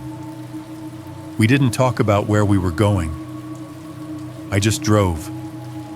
The road unspooled under the tires in a long gray ribbon, and my hands stayed locked on the wheel, like letting go would send us sliding back toward that dirt road and the gap in the fence. At some point, without really deciding to, took the exit for town and followed the familiar string of ugly comfort strip malls, car lots, a pharmacy with its windows full of fluorescent cheer, and finally, the 24-hour diner that clung to the edge of the highway like a barnacle. The parking lot was half full. That alone felt wrong. The last hour had been so empty, so quiet, that seeing more than one or two cars in the same place made me weirdly suspicious. I pulled into a spot facing the big front windows. Inside, everything was too bright. Yellow light flooded over vinyl booths and laminated menus. People moved in there small and harmless and loud. For a few seconds, we just sat in the truck and stared at it like it was a television show we weren't sure we wanted to join. "Come on," Mason said, finally voice rough. "I need coffee." Yeah, I said, because saying no would mean going home, and going home felt like lying down with a loaded gun pointed at the door. The air outside was colder than I remembered, or maybe I was just rawer. The neon open sign in the window buzzed not as sharply as the one at my store, but close enough to make the hair on my arms lift. The door chime was a different tone, higher, a quick little jingle someone in an office somewhere had tested and approved. It still made my shoulders tense. Inside, the smell hit me coffee and fryer oil and pancakes and cheap dish soap. A loud TV in the corner played muted highlights from some sports game while a small speaker above the register leaked low-volume pop music that didn't match the hour. A couple sat in a booth near the window, sharing fries and talking in that easy looping way couples do when they've told each other the same stories for years. Two guys in work jackets hunched over burgers at the counter, hands stained with something dark that was probably motor oil and not anything my brain wanted to suggest. A college-looking kid in headphones stabbed at a plate of eggs while scrolling on his phone, light from the screen painting his face ghost pale. Nobody was whispering. Nobody was staring out at the night like it might stare back. The waitress behind the counter gave us a quick once-over and slid 2 menus onto a nearby table. "Sit wherever you want, Hone," she said. Her voice was normal, tired, but normal. We picked a booth near the back. I sat with my back to the wall so I could see the door, the windows, and the reflective strip of chrome edging that turned the interior into a funhouse of repeated images. My reflection in the chrome looked slightly warped. Eyes too big, skin too drawn. It took me a minute to realize it wasn't the chrome. It was me. Mason slid in across from me and exhaled like he'd been holding his breath since the quarry. He rubbed his hands over his face and then tapped the GoPro still strapped to his chest, as if he'd almost forgotten it was there. The idea that he'd been recording any part of the drive back made my stomach knot. The waitress came over with a pot of coffee and 2 thick white mugs. "Long night?" she asked, automatic small talk. "Yeah," Mason said too quickly. "Fishing." "Oh yeah." She poured coffee that steamed in the harsh light. "Catch anything?" You'd think that'd be an easy question. Yes or no. A simple answer. But the words tangled in my throat. "Just cold," Mason said, forcing a laugh. "Just caught a cold." She smiled politely, the way people smile when they're already mentally 3 tables ahead. "Well, you two warm up. Holler if you need more." She walked away, her sneakers squeaking faintly on the tile with each step. That tiny sound pulled me back to my store for a second rubber on floor, the squeal of carts, the constant low-level noise of people moving.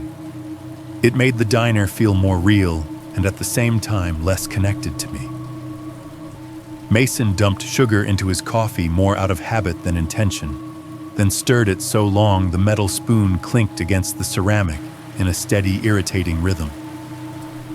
I watched his hands. They were still shaking just enough to make the spoon chatter. "Okay," he said eventually, eyes fixed on the swirling surface of his coffee. "Let's just say it out loud once so we don't go insane trying not to. Say what I asked, even though I knew. What we saw." He glanced up at me, then away again. "What we think we saw." The TV above the counter flashed to a bright replay of some touchdown players in uniforms colliding in a burst of motion. The fake crowd noise from the speakers was turned down low, but I could still hear the roar. It made everything we had just been through feel even more distant, like it was something from a different planet. I wrapped my hands around my mug, letting the heat seep into my fingers.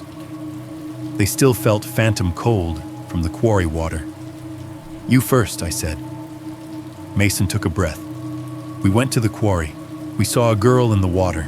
She was weird. I almost laughed at the understatement. "Weird," I repeated. He shot me a look. I'm trying to make this sound sane. Why? Because if I don't, he said quietly, I'm not going to sleep. Ever. He took a long gulp of coffee, too big, probably burning, but he didn't flinch. Okay. Girl in the water. She was swimming or standing on some kind of shelf we didn't know about. It was dark. We were already freaked out. There are a dozen ways we could have misread that. She was standing where it should be, 40 feet deep, I said. We think it should be 40 feet deep. He seized on that. We've never actually measured it. It could be shallower in spots. Could be rocks under the surface. Could be a ledge. He spoke fast now, like he'd found a ledge of his own and was scrambling onto it. She was probably just some local who knows the water. Maybe she comes out here all the time and screws with trespassers.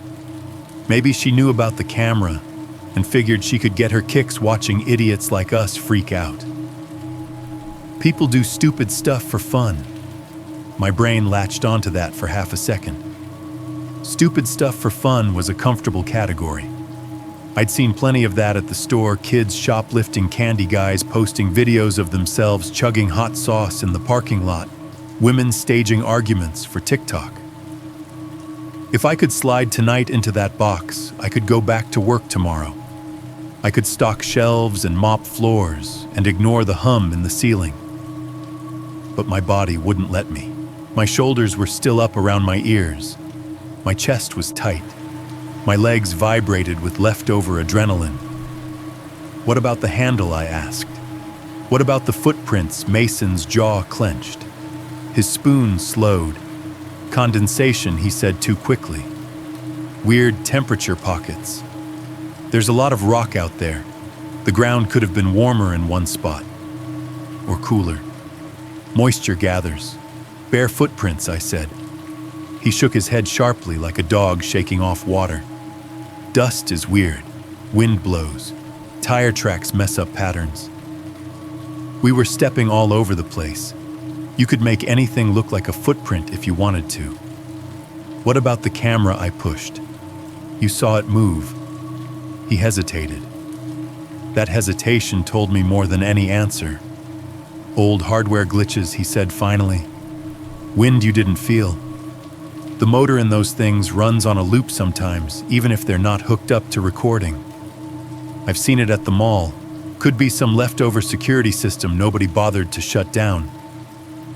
It's creepy, but it's not impossible. His eyes warned me not to ask about the airdrop, about cleanup. Wav, not yet. Maybe not here under bright lights and human voices. A burst of laughter came from the other side of the diner. One of the guys at the counter had just told a joke, something about a supervisor judging by the word boss and the way he mimed a phone to his ear. A woman at a nearby table scrolled through vacation photos, showing her friend beaches and palm trees. The college kid sighed at his screen like an essay had just been assigned. Normal problems, normal fears. I realized my coffee had gone untouched. The steam had thinned, drifting away under the hum of the ceiling vent. I took a sip. It was bitter and too strong and tasted like burned coffee from 3 different places I'd worked in my life. The familiarity made my throat ache. Look, Mason said, leaning in, lowering his voice. If we go around telling people we saw some, whatever, at the quarry, you know what happens. I stared at him. They laugh, he said. They call us idiots for trespassing. They tell us we were drunk or high. They say we scared ourselves. And maybe we did. You know. Maybe we walked into an already creepy place in the middle of the night after a long shift and our brains filled in the rest. That's what brains do. He tapped his temple like he was trying to knock sense into both of us. We're tired. We're stressed. We've been working too many nights. Of course that place got under our skin. I nodded slowly because on the surface it was a good speech. It was the speech I'd give to any customer who came into my store at 2 in the morning and tried to tell me something impossible had happened to them. You had a bad night. You scared yourself. You're not crazy. You're just tired. Arguing against it felt childish, like telling ghost stories in a blanket fort and insisting yours were real. So I didn't argue. Yeah, I said, you're probably right. The words came out flat and wrong. Mason exhaled like he'd been waiting for my agreement to make his version of events official. We'll sleep, he said. We'll feel stupid in the morning.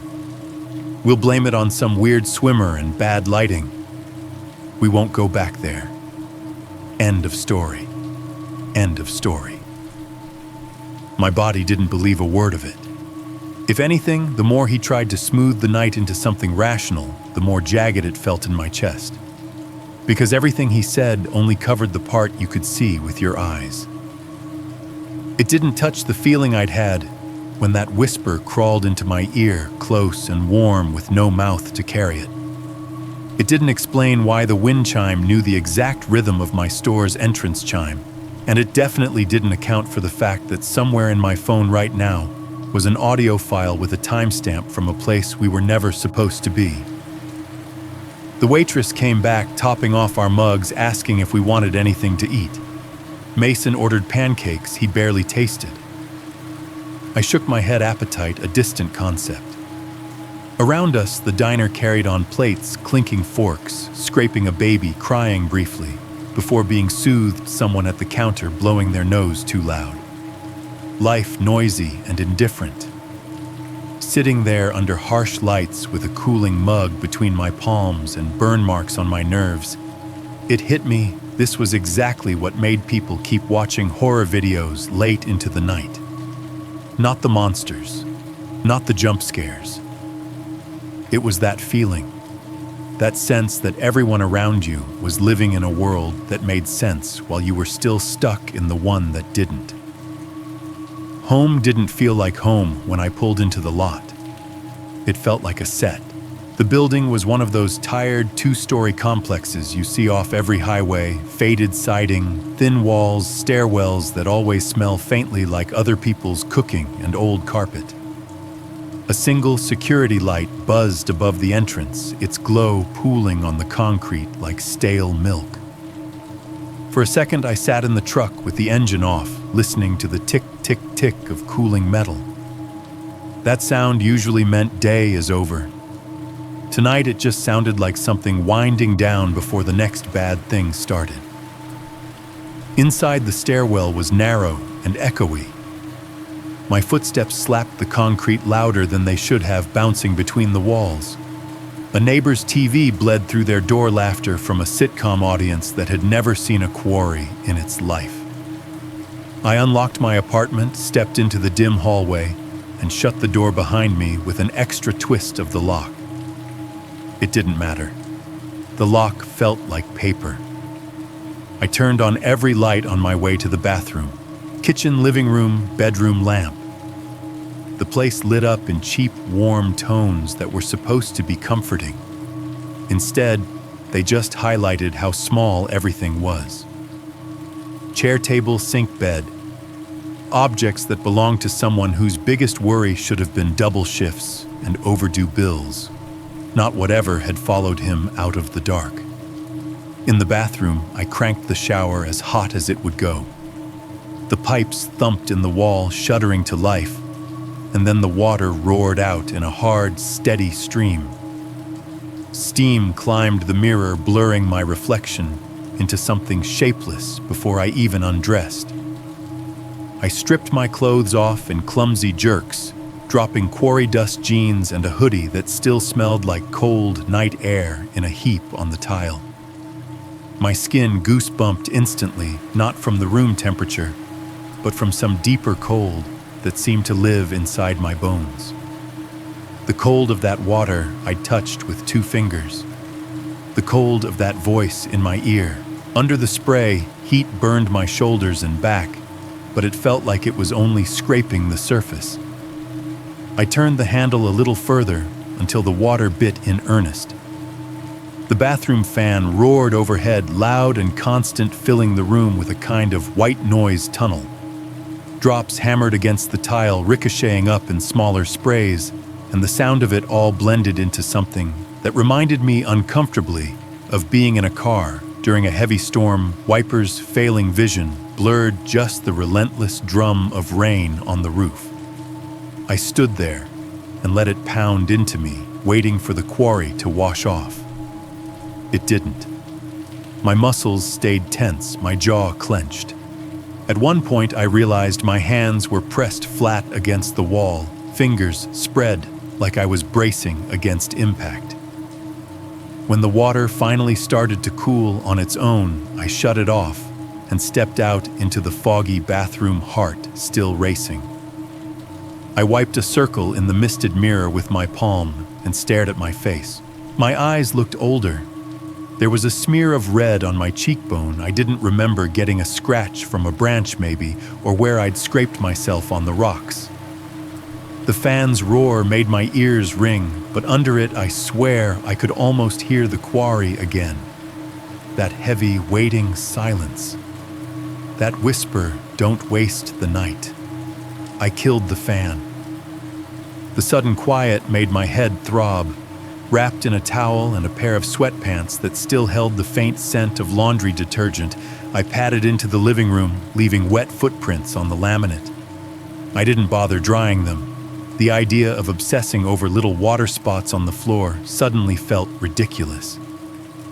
My phone buzzed on the coffee table, a small, insecty vibration against the cheap wood. For a second, every muscle in my body tightened, expecting to see cleanup. WAV hover up again on the screen. But when I picked it up, it was just a regular notification this time.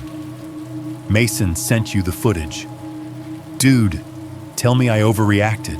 A shared folder icon sat above his text, little thumbnails loading one by one, GoPro clips timestamped, short video segments labeled in the default way, Joe PR 00034, Joe PR 00035, and so on.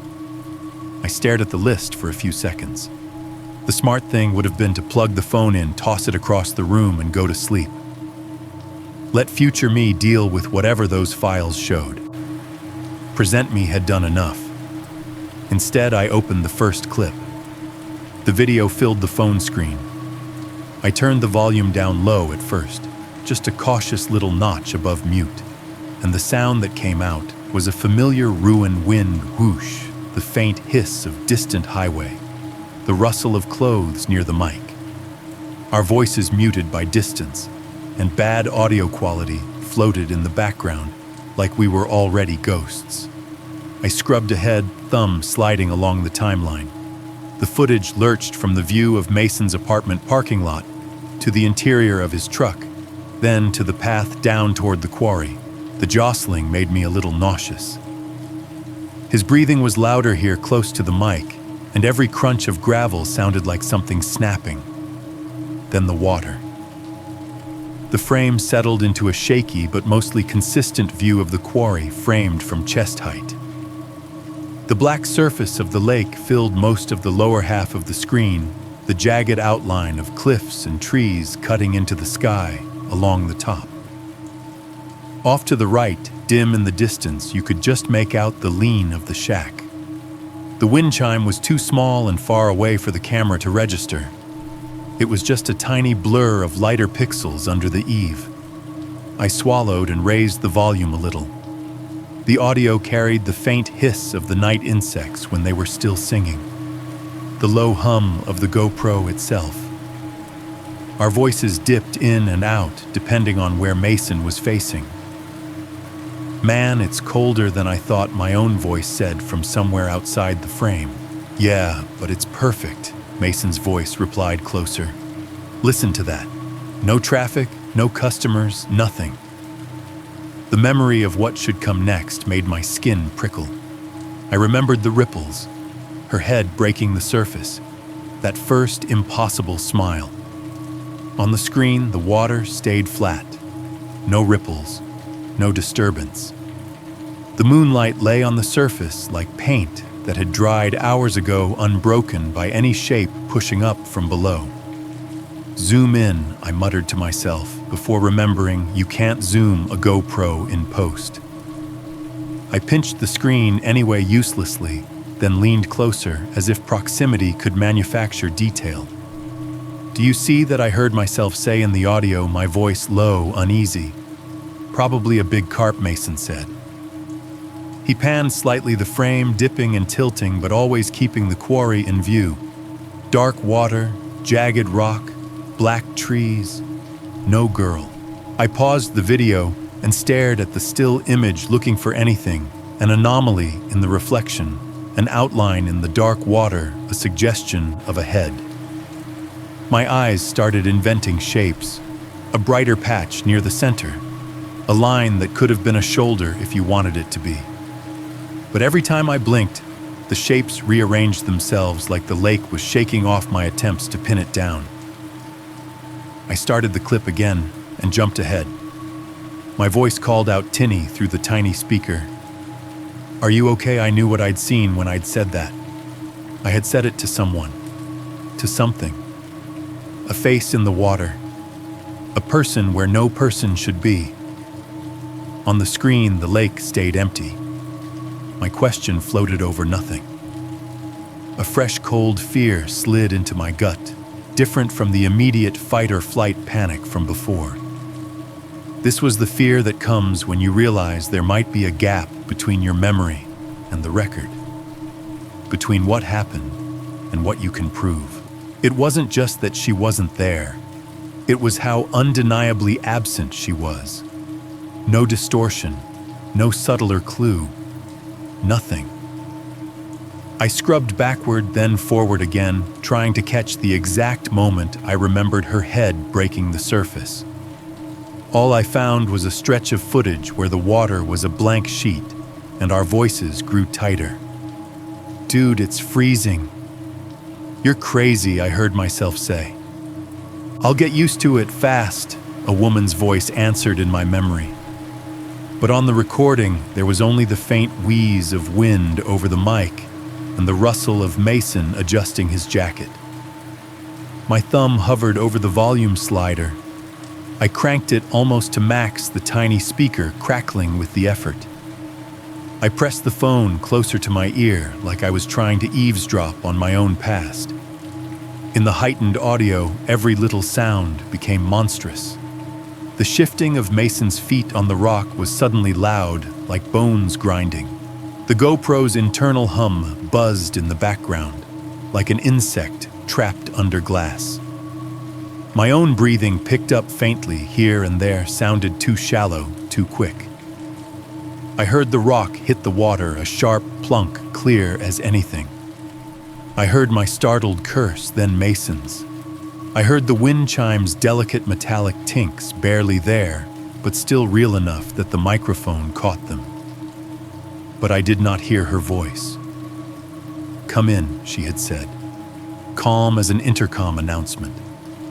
I remembered the words, like someone had carved them into the inside of my skull. On the video in that exact moment, all I heard was the thin whine of the mic trying to make sense of distant highway noise. A weird, nasty little thought whispered at the back of my mind. If the camera didn't catch her, maybe she wasn't there. And if she wasn't there, another thought answered colder. Who were you talking to? I backed out of the clip to the list of files. There were more, one labeled with a timestamp around when we'd started packing up, one near when we'd reached the top of the slope, one that would have been recording while we stood in the lot staring at the pole. Each little thumbnail felt like a piece of evidence, or the absence of it. Mason wanted me to tell him he was overreacting. Looking at that empty water where a person should have been, I realized the situation was worse than he thought. We weren't overreacting. We just didn't have anything to react to, not in the way the world would accept. The camera saw darkness and rock and lake. The camera did not see her, but I had. And somehow that was worse. I almost stopped watching right then. The empty water, the missing silhouette, the silence where her words should have been. That was enough to make me want to throw the phone across the room and pretend none of it existed. Let it all sink into that quiet gap between memory and proof where weird nights go to die. But I couldn't, because buried under the fear and disbelief was another uglier feeling, a kind of stubbornness.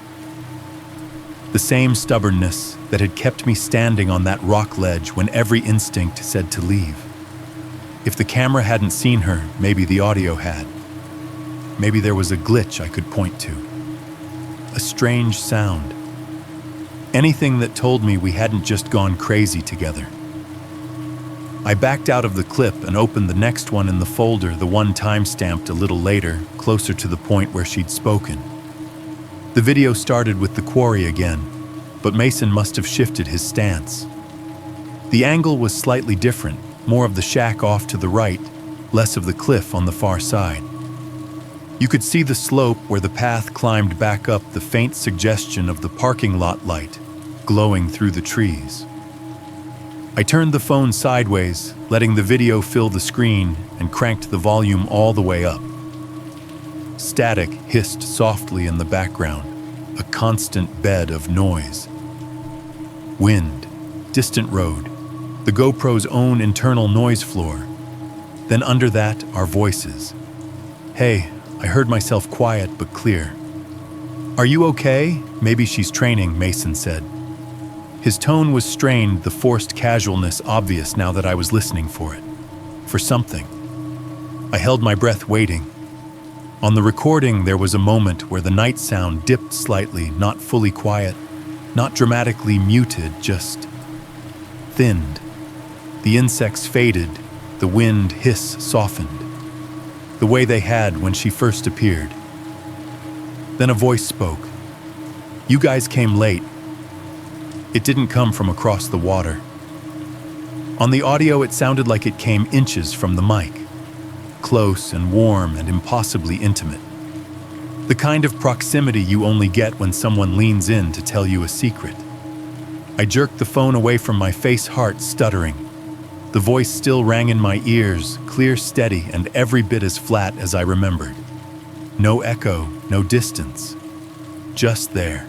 It sounded even more wrong through the phone speaker, because the GoPro isn't supposed to record like that. Its mic is wide and dumb, picking up everything in a wash-wind, footsteps, distant conversation. This voice sat on top of all that, like it had been laid there afterward, like a track added in post. But the file metadata said otherwise. Created at the quarry, no edits, no saves, one continuous capture. I forced myself to rewind 10 seconds and listen again, eyes closed. Our footsteps. My breath.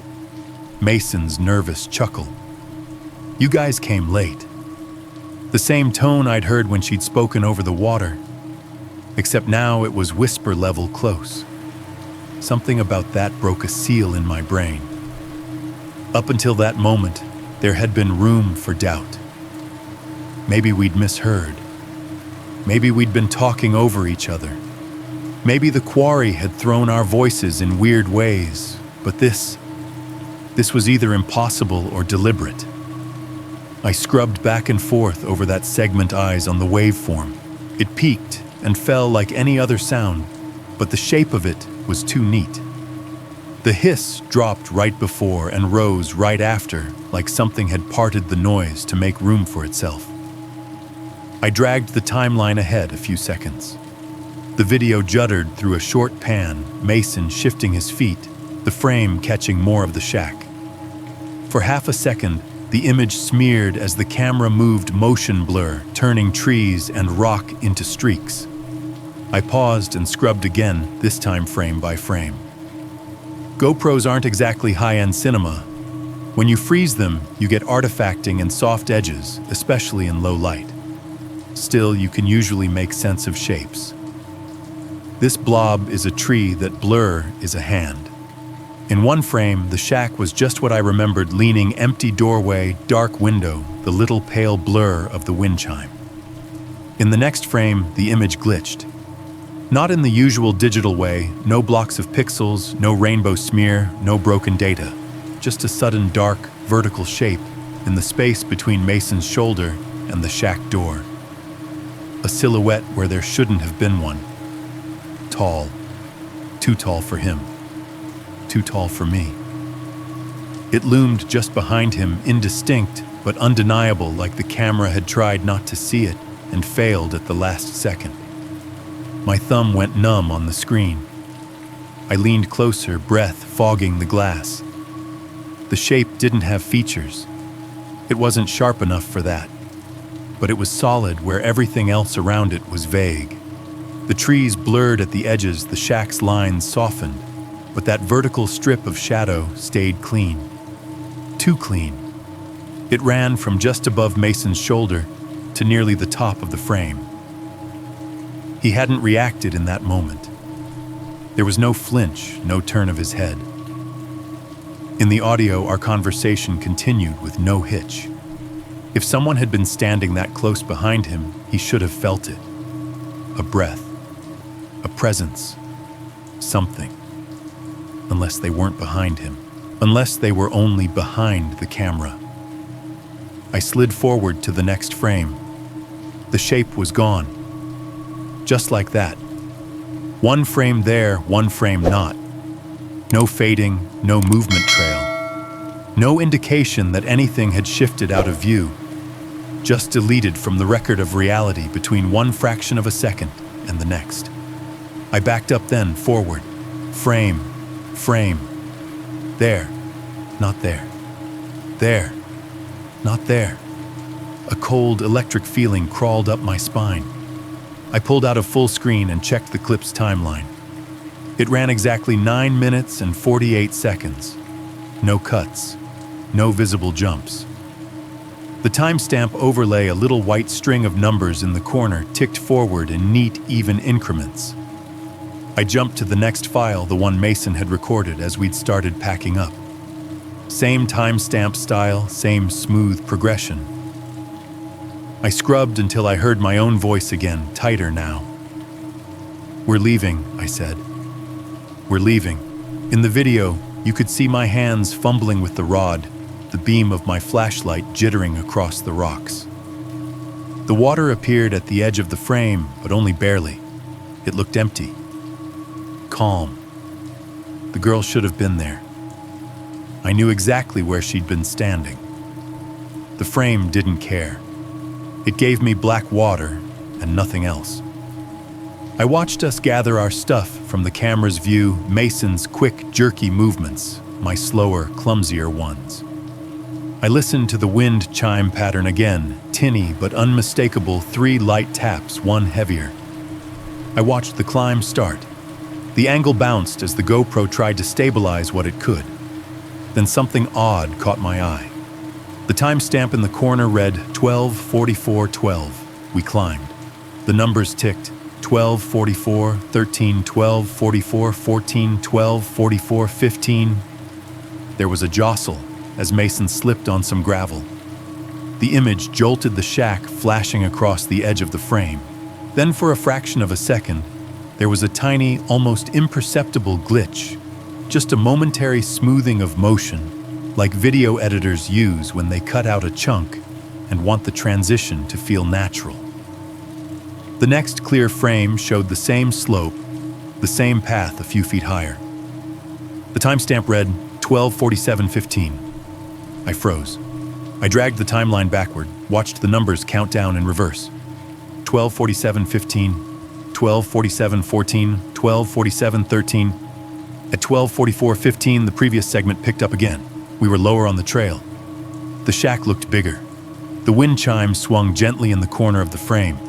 The audio carried our breathing and a few muttered curses. Then between 12:44:15 and 12:47:15, there was nothing. No glitch pattern, no distortion, no pixel smear, no obvious splice line. Just a clean, impossible jump. 3 minutes removed, like someone had taken scissors to time. The audio didn't even pop. No click, no digital artifact. 1 second, we were halfway up the hill. The next second, we were almost at the top. The GoPro never stopped recording. The metadata confirmed it, no pause, no restart. I went back and forth several times watching the exact spot where the jump happened. My brain kept trying to find the seam, the flaw, the little telltale shimmer of an edit. There was nothing. "Come on," I whispered to no one. "Come on." My phone buzzed with a text from Mason. "You watching it?" My fingers hovered over the keyboard. The time skips I typed, then erased it. Instead, I wrote, "I'm going through it. Give me a sec." 3 minutes. Exactly 3 minutes. 3 minutes missing. 3 minutes in which anything could have happened. Anything did happen. I remembered them. The way the wind chime had rung again. The way the air had felt heavier. The way my back had prickled like the tall shape from that single corrupted frame had stepped closer. But the GoPro didn't remember at all, or it wasn't allowed to. I thought of cleanup at Wave sitting in my files created at 12:47 a.m., the same minute the time code in the video snapped dutifully forward, the same minute the dome camera in the lot had turned its eye toward us. The name wasn't funny anymore. It wasn't even ominous. It was literal. Something had cleaned up. Not the footage. The night. I stared at the paused frame Mason's back ahead of me on the trail, the faint glow of the parking lot light through the trees. For the first time, it struck me how confident his posture looked. How sure. People aren't that relaxed when they've just lost time. He didn't know 3 minutes were missing. I hadn't known until I watched the video. If you can lose 3 minutes and not feel the hole until you see it from the outside, how many other gaps have you walked across without ever noticing? I felt something in my chest go strangely quietly cold. Whatever was out at that quarry didn't just scare people. It didn't just throw rocks and whisper in ears. It could reach into the record and cut out what it wanted. No blood, no bodies, no ripped up earth, just omission. Blank spaces where fear should have lived. Mason had said he didn't know how to edit video. I believed him. He could barely figure out the register overrides half the time. And even if he'd lied, no one accidentally makes a cut that clean. This wasn't a glitch. Glitches are messy. They smear, they freeze, they leave scars. This was precise. It felt less like we'd caught something on camera, and more like something had decided what the camera was allowed to keep. By the time my next late shift rolled around, it was almost possible to pretend the quarry had been a bad dream. Almost. Daytime did its best. The sun came up like it always does, indifferent and pale. People went to work, bought gas, complained about prices, posted memes. I did laundry. I scrolled through headlines I didn't absorb. I stood in my kitchen with a bowl of cereal and stared at the little file name on my phone, Cleanup WAV, without tapping it. I made it to work on time. I put on my faded polo with the store logo. I clipped on my name tag. I clocked in. My body went through all the motions it had learned over months: swipe, beep, punch, nod. Routine as a kind of anesthesia. It didn't take. The minute I stepped out onto the sales floor, I knew the night wasn't done with me. The store looked exactly the same. That was part of the problem.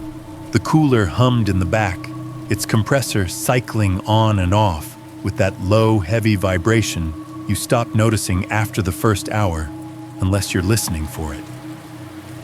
The lottery scanner chirped when I hit a barcode, a short synthetic beep that usually faded into the background noise.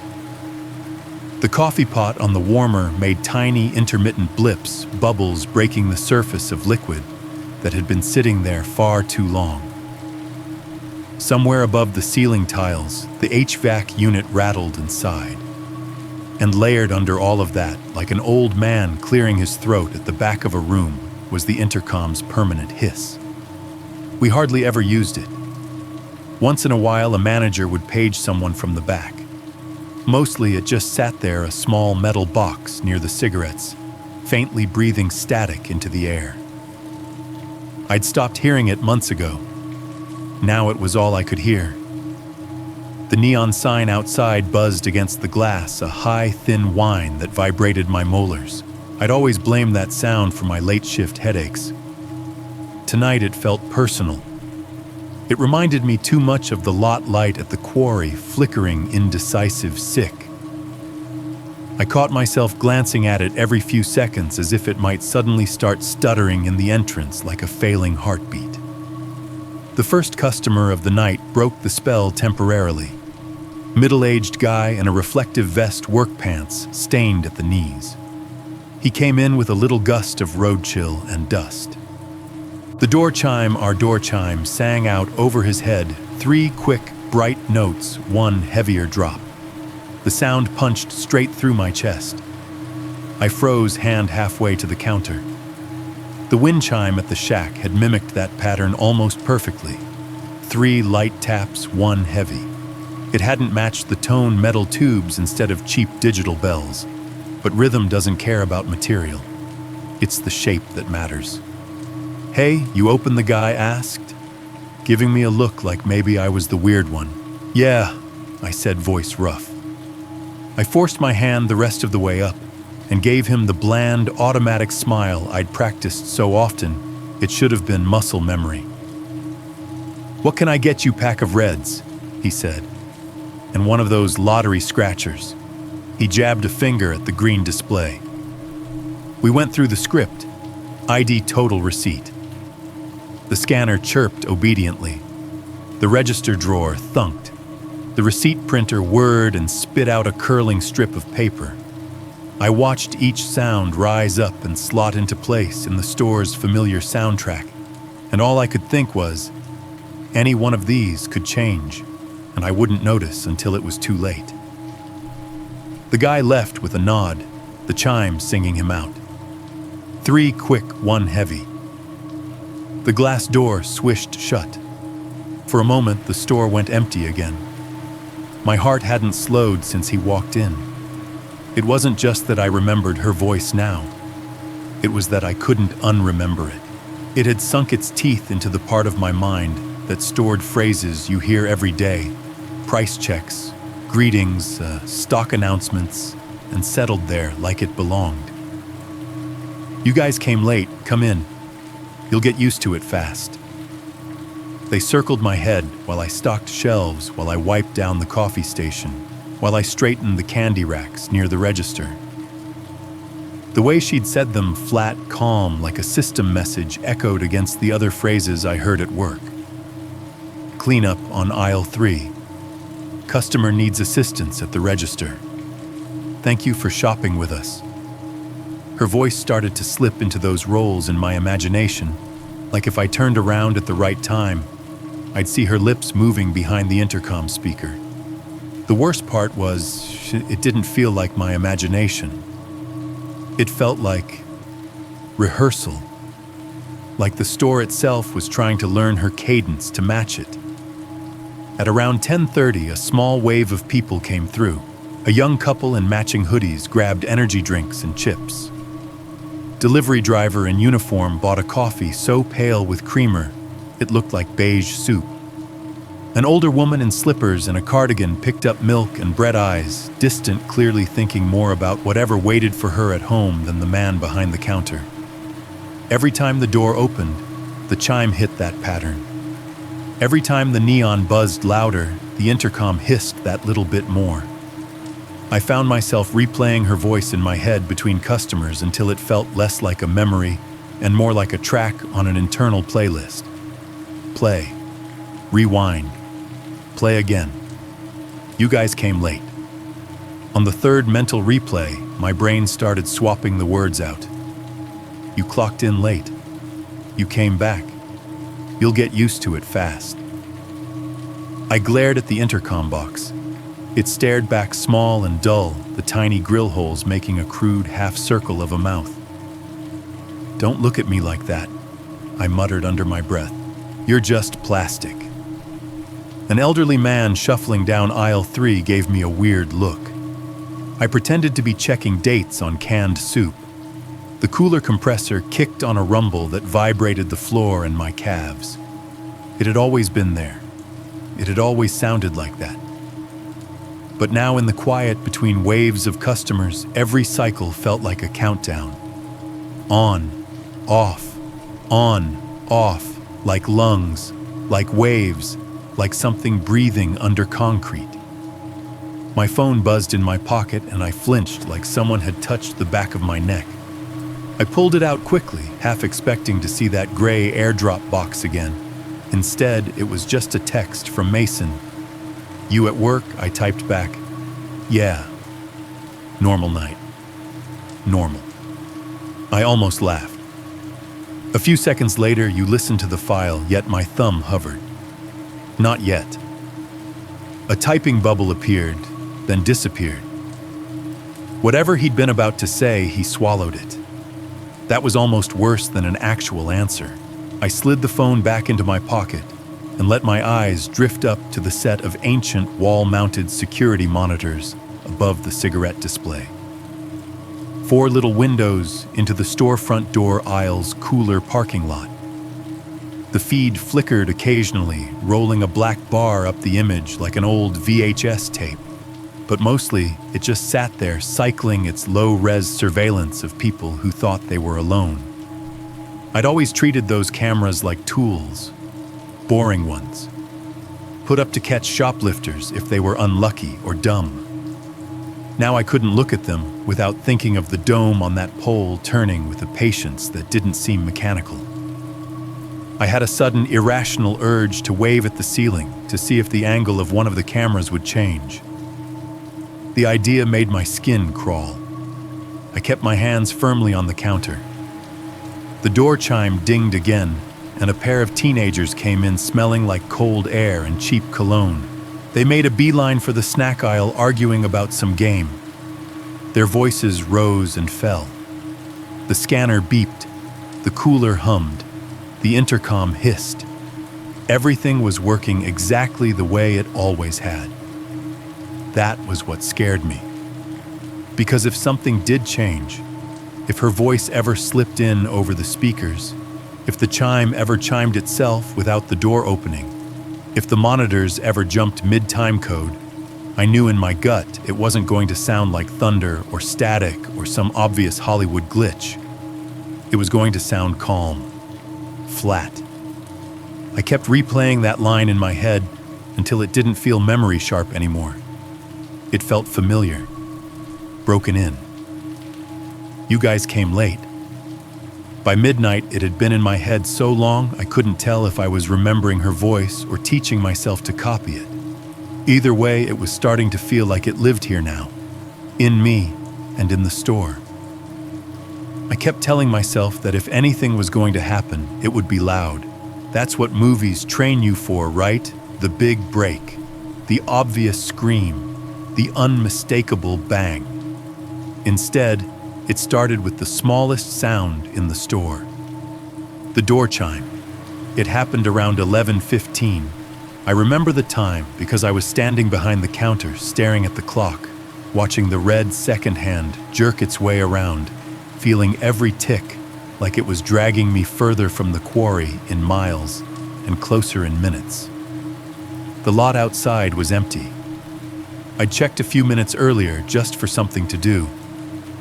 One sedan parked way out near the road driver inside scrolling on their phone with the engine running. No one at the pumps. No one walking across the asphalt.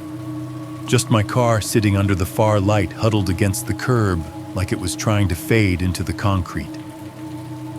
I was restocking the cigarette wall, sliding cartons into their slots when the chime rang. 3 quick, bright notes. 1 heavier drop. I dropped the carton. It slid across the counter and thumped to the floor. My brain did the math, automatically glass door plus chime, customer. The motion is wired into me after years of working jobs with automatic doors. You hear the tone, your head turns, because you're about to have to be on again. I turned. The doorway was empty.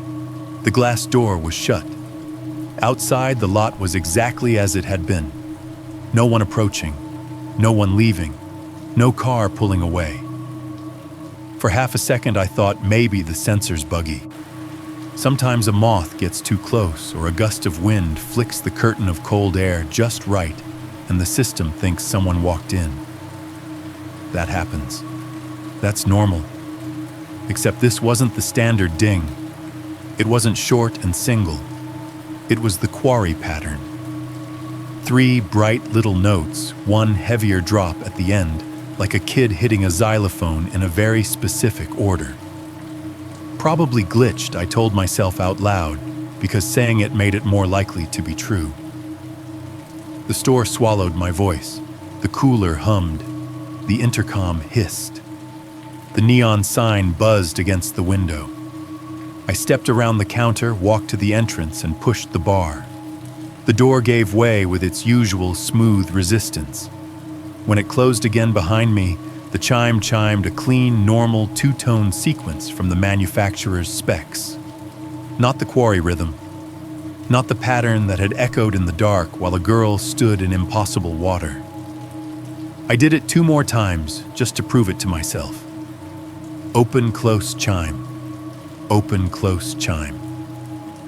Each time the sound was the same, correct, identical, stupidly harmless. "See," I muttered. "You're fine. You're jumpy." I went back behind the counter, picked up the dropped carton, stacked it on the shelf. My fingers kept fumbling the edges. The chime didn't misbehave again for a while, long enough that I almost convinced myself I'd imagined the pattern. Then the store decided to try another angle. Around midnight, I was halfway through mopping the coffee station area sour mop water, that sticky feel under the tiles that never quite goes away when I glanced up at the security monitors. It's a habit more than anything. Boredom makes you look for movement wherever you can get it. 4 views: front door, middle aisle, cooler section, dumpsters out back. Everything looked normal at first. The front door showed an empty doorway, the reflection of the neat little display of motor oil and windshield wiper fluid. The middle aisle showed coolers and shelves and a cardboard cutout of a smiling soda bottle. The cooler cam showed condensation fogging the glass doors from the inside, framing the rows of drinks in a soft halo. The dumpster feed, though. At first, I thought the camera had gone out of focus. The image shimmered slightly, like a heat wave rising from asphalt. Then the shimmer thickened and slid across the lens in a slow, viscous smear. It looked like someone had taken something wet and dragged it down the glass. Not a hand, not a rag. Something stringy. Something that separated into strands as it moved. It left dark trails behind like wet hair plastered to a shower wall. I set the mop handle against the counter, my heartbeat spiking. The smear held there for a moment, clinging to the top half of the frame. The metal dumpster behind it was still visible, just made hazy like I was looking at it through dirty aquarium glass. Then, as suddenly as it had appeared, the motion reversed. The strands seemed to lift away in one smooth pull, peeling back off the lens. The feed snapped back into clarity. Dumpster, asphalt, chain link fence catching the glow from the rear light. Nothing else. No droplets, no residue. No sign that anything physical had touched it at all. The mop water sloshed in the bucket at my feet, sour and gray. I stared up at the monitor, waiting for the smear to return, for some delayed drip to slide down from the top edge. The image stayed annoyingly crisp, like nothing had happened. Lens flare, I muttered, though that wasn't how lens flare worked. Spiderweb, bug. I set the mop aside anyway and went to the back door. The service entrance is a heavy metal slab that opens onto a short concrete step and a narrow strip of cracked pavement leading to the dumpster. I unlocked it and pushed out into the night. The rear lot smelled like damp trash and old oil. A light mounted above the door cast a cone of pale yellow down over the step, stopping just short of the dumpster itself. Beyond that, the dark felt thicker the way it does when you know there's a camera watching and you still don't trust it. The pavement was dry. No rain, no puddles, no streaks of water radiating away from the wall. I walked a few cautious steps toward the dumpster shoes, scraping grit, every sound amplified, just because there were no others. The metal trash compactor sat hulking and indifferent. I tilted my head up, squinting toward where I knew the camera was mounted on the building. A small dark dome high on the wall pointed down at the dumpster and the strip of parking lot beyond. No moisture on it, no spider web, nothing hanging or clinging that could have accounted for that smear. I stood there for a long 10 seconds listening. In the distance, highway noise made a low, constant sheet of sound. Closer, a ventilation fan exhaled from somewhere on the roof. The light above the door buzzed quietly. No whispers, no footsteps, no wind. I realized my bare forearms had goosebumps despite the air being cool, but not freezing. I rubbed them and went back inside, locking the door behind me.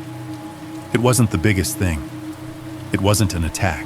It was just a visual glitch on a cheap camera feed, the kind of thing most people would write off if they even noticed.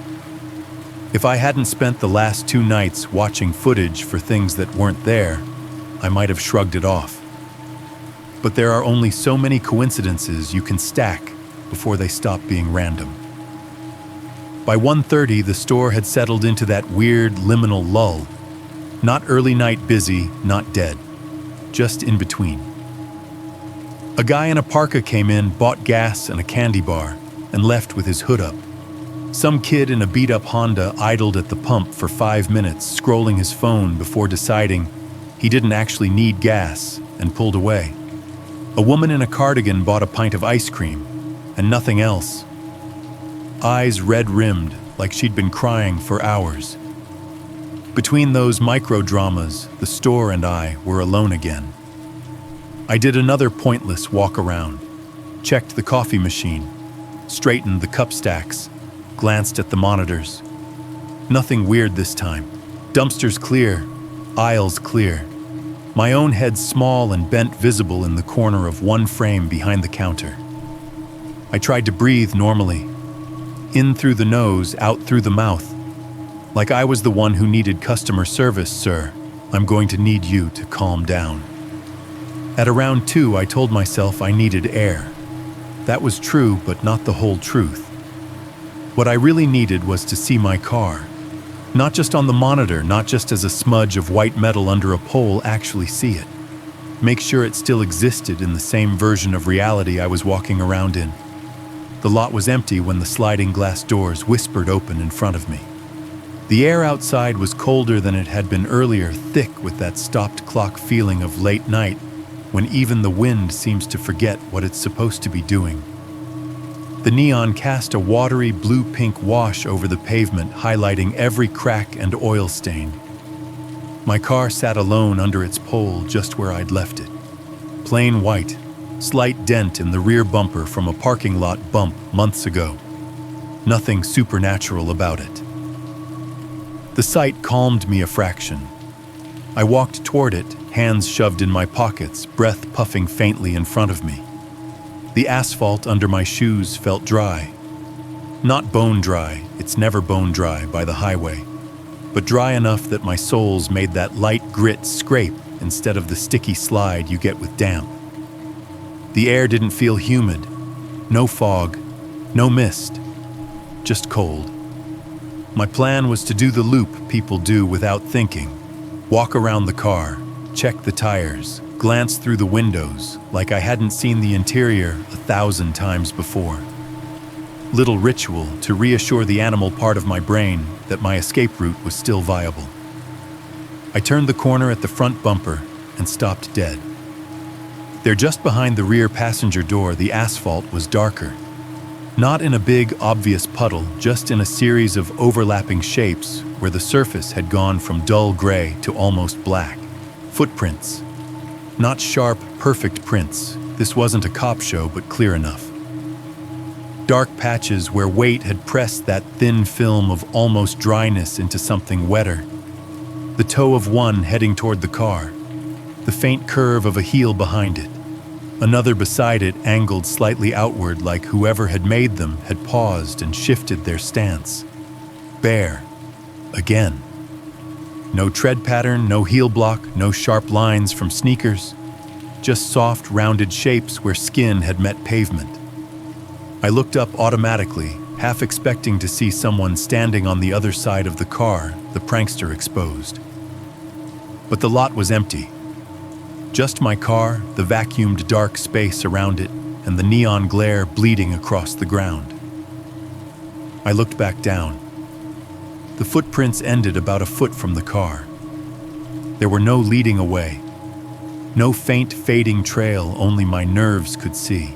Just the partial steps, like someone had walked out of absolutely nowhere, stood there for a while, and then ceased to exist. My first thought wasn't even about her. It was about time. About the GoPro time code skipping 3 minutes clean. About the way things could happen and then be removed as if they'd never been.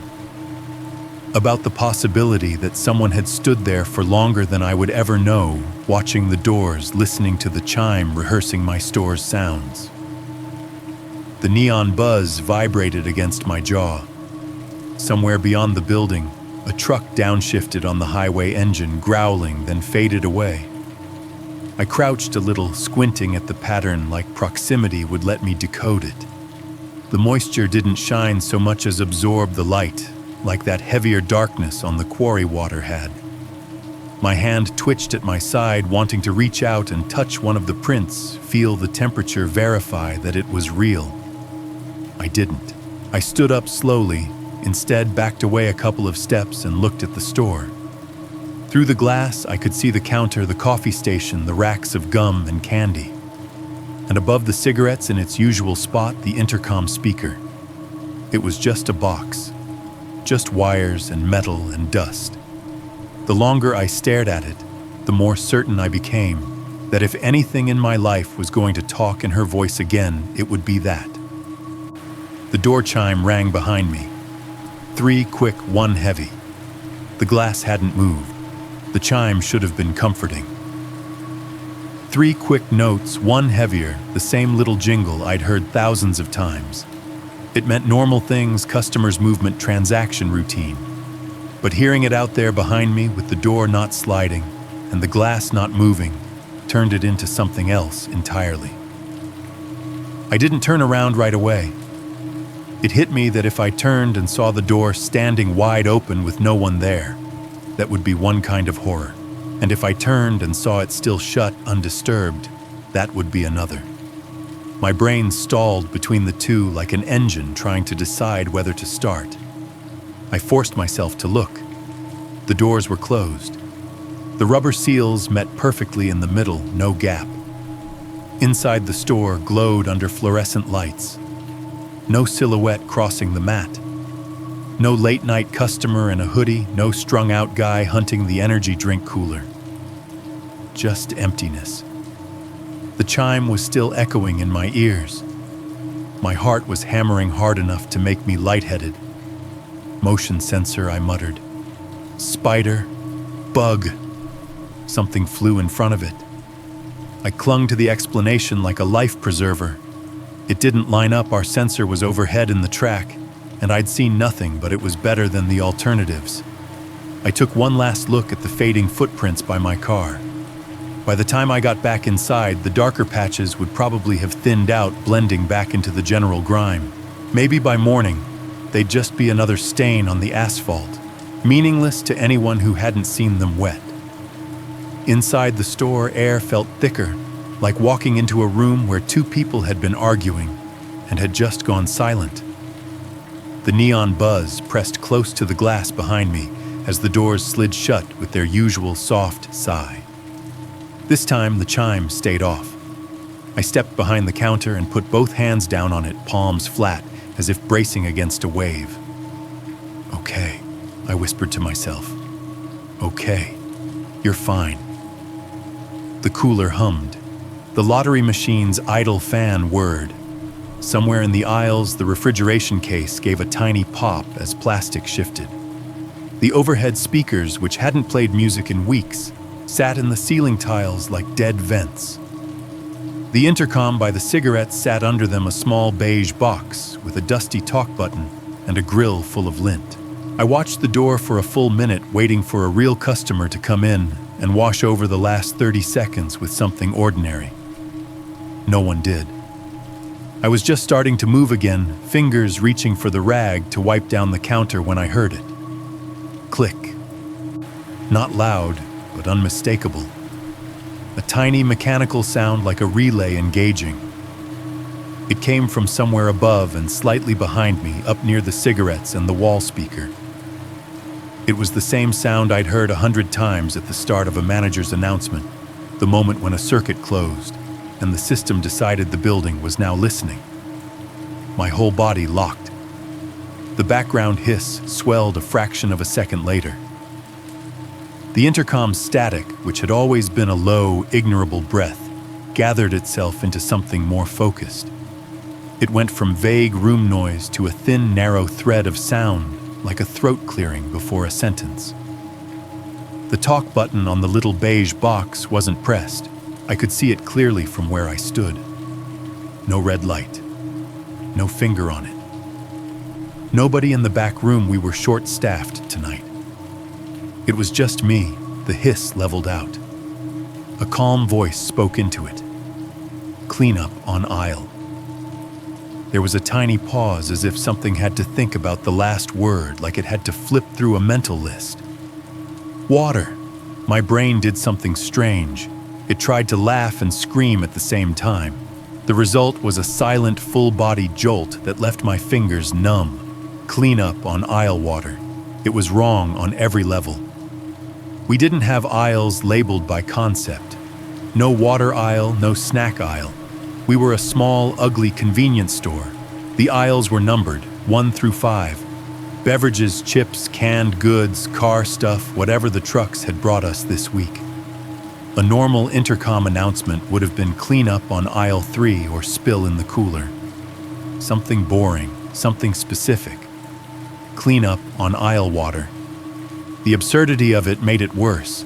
Half my brain was trying to rewrite it into something rational, while the other half was replaying her voice from the quarry.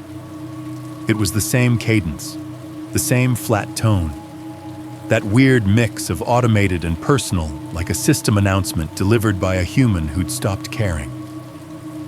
If a stranger had been in the store and heard it, they might have chuckled, rolled their eyes at a co-worker's bad joke, assumed someone in the back was being weird on purpose.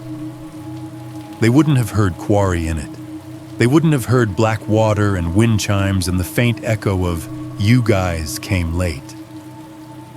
I did. My chest squeezed so tightly it hurt. The voice didn't come from one direction. That bothered me almost as much as what it said. It didn't sound like it came from the beige speaker by the cigarettes or from the round grills in the ceiling. It came from above. From everywhere in the drop ceiling at once. Like the tiles themselves had vibrated. My first instinct wasn't to run. It wasn't even to speak. It was to shut it up. I stepped around the counter so fast I bumped my hip into it. The jolt sent coins rattling in the till drawer. I made for the little door in the corner that led to the back office and the breaker panel, nearly tripping over the yellow wet floor sign I'd forgotten to put away. The back room smelled like cardboard and old coffee. The hum of the refrigeration units on the other side of the wall was louder here, a low, constant growl under everything else. The breaker box hung on the cinder block wall, gray and ugly, with a sheet of laminated paper taped beside it, listing which switches controlled what. I scanned for anything labeled PA or audio. The list wasn't that organized, but someone at some point had scribbled front SPKR in black marker next to one of the circuits. Beneath it, in a different handwriting, someone had added INTC and an arrow. I didn't think. I flipped it. The store reacted instantly. A sudden deep silence flooded in, like someone had poured heavy air into every corner. I hadn't realized how much the intercom hiss bled into everything until it was gone. Even when no one was using it, the system had been whispering all this time. Without it, the cooler hum and the neon buzz stood out harsher. But even they seemed dulled, muffled, like the room had swallowed them. I stood there for a few seconds, hand still on the breaker, listening for any sign that whatever had just spoken might try again. Nothing. No cleanup part 2. No whispered aside. No breathy imitation stepping in to fill the gap.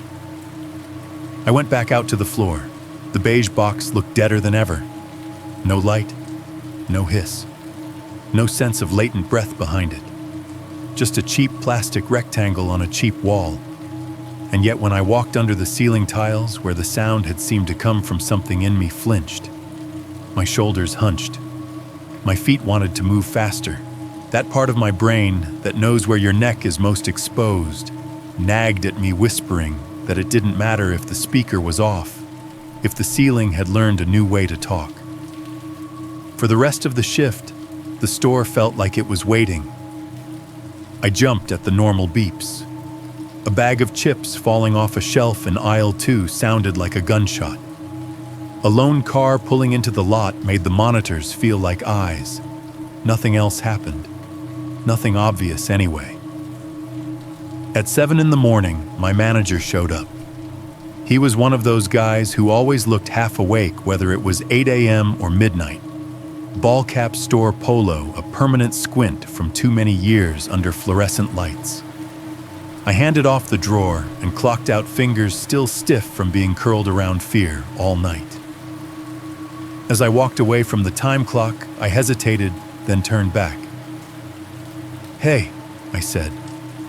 "We had some intercom thing last night." He frowned. "What kind of thing?" "It turned on," I said. "By itself. There was an announcement." He scratched at the side of his nose. "Who paged? No one. It just came on." I realized how it sounded and added quickly. It said, "Clean up on aisle," and then something glitched out, like weird audio. I left the word water out. Somehow that felt too on the nose, too much like confessing a nightmare. He stared at me for a beat, then laughed once short and humorless. "You're joking." "I'm not," I said. "We pulled that system 2 weeks ago," he said. "You were here when the guys were up in the ceiling." He jerked a thumb toward the tiles. "Amp's gone. Wiring's gone. Speakers are just hanging shells now. Corporate's putting in a new system next quarter." I blinked. "So, it can't turn on." He shrugged. "Not unless a ghost is doing the wiring. You probably heard the cooler kicking on or something. Those old compressors make all kinds of weird noises." He clapped me on the shoulder in a way that was supposed to be grounding. "Get some sleep, man. You look beat." I left the store with that same buzzing neon at my back, and the knowledge that everyone thinks weird sounds on the night shift are just the building settling, the equipment rattling nerves. Later, lying in my dark apartment with the curtains pulled tight and the noise from the complex leaking through the walls, I replayed the moment in my head. The click, the swell of hiss, clean up on aisle, water. If the intercom was disconnected, if the wiring had been physically removed, if the speakers really were just hollow plastic. Now then, whatever I'd heard hadn't come up through the wires. It hadn't come from the beige box. It hadn't even come from the grills in the ceiling. It had come from somewhere inside the ceiling. From inside the space above the tiles where conduits pipes dust, and now apparently other things lived. The girl at the quarry had watched the dome camera like she was waiting for it to wake up. Maybe she'd been patient with my store too, waiting for the right night, the right circuit, the right word to grab onto. Cleanup. Not blood, not bodies, not anything you could take to the police. just a voice slipping into a system that wasn't supposed to exist anymore, using it long enough to remind me of where I'd been and what exactly I'd brought back with me. Sleep didn't stop all at once. It frayed. The first few nights after the intercom incident, I still technically slept, but only in short, useless pieces. I'd lie there in the dark blinds, half closed, the glow from the complex's security light seeping in around the edges, and I'd listen. Not for voices, not at first, for patterns. The freezer in my kitchen kicked on in cycles, a low rumble that vibrated the cheap cabinets. The HVAC unit in the hall closet coughed to life, wheezed, then died back down. The ice maker in the freezer, when I remembered to fill the tray, cracked and dropped cubes at irregular intervals that my brain absolutely refused to accept as random. I started counting without meaning to. Compressor on 1, 2, 3 off. AC were 1, 2, pause 3, 4. The old pipes in the bathroom knocked 3 times, then once heavier, like the building had learned my store's chime and was practicing. If a sound repeated enough times the same way, my chest eased. I could tell myself, that's just how it cycles. That's physics. That's aging equipment. But whenever something deviated, a longer pause, a double click, where there should have been one, my body lit up with the same cold adrenaline I'd felt standing on that rock ledge. I'd sit up in bed, heart pounding, and stare at the ceiling, waiting for a voice that didn't come. My world narrowed quickly. Work, apartment, the space between them. A white truck on familiar roads with the radio off most of the time, because even songs started to feel like they were hiding messages in the beats. I kept my headphones in my pocket but rarely used them. The idea of obscuring real sounds with music felt suicidal. The file on my phone, Cleanup WAV, stayed untouched. I knew if I listened to it, it would become another pattern I couldn't unhear. Another track my brain would start trying to sync the world to. It was bad enough that my store had learned one of her phrases. I didn't need my apartment doing it too, but underneath all that fear and hypervigilance, there was something else. Something I hated admitting even inside my own head. I wanted proof. Not because I thought proof would fix anything. Not really. But because right now the whole thing lived in that nasty limbo between this happened to me and I can't show anyone. The GoPro had given me empty water and a missing 3 minutes. The store cameras would show nothing but a guy in a polo flinching at ordinary noises. I needed something that stayed when you hit play a second time. I needed something she couldn't cut out. That's how I ended up planning to go back, not at night. I'm not that suicidal. Daylight, clear sky, other cars on the road, sun high enough that shadows had to work for a living instead of just wrapping everything in the same flat dark. I told myself that was different enough to be safe, that whatever lived in that quarry belonged to the hours when the lot lights flickered and the cameras turned their heads. I didn't believe that, not really. But I believed it enough to get through the checklist. I made a list on an actual notepad pen, scratching hard enough to leave grooves in the cheap paper, stronger flashlight, spare batteries, dash cam hardwired on, phone fully charged, battery pack, cheap handheld radio. The flashlight was easy. I went to a big box store on my day off, the kind with sale tags screaming at you and aisles of things you didn't know you could want at 2 p.m. The camping section had a row of tactical-looking lights in blister packs, all promising lumens numbers so high they sounded fake. I picked one with a thick metal body, weighty enough I could swing it like a club if I had to. That thought made me feel pathetic and a little better at the same time. Spare batteries, extra SD card for the dash cam. I tossed a cheap analog handheld radio into the cart on impulse, the kind with a telescoping antenna and a dial instead of buttons. It was stupid, but I had this idea that if something interfered with the air around me, I'd hear it in static first. I didn't trust devices that smoothed everything into seamless digital silence anymore. I wanted crackle. I wanted noise. At home, I lined everything up on the kitchen table like I was prepping for some mundane day trip.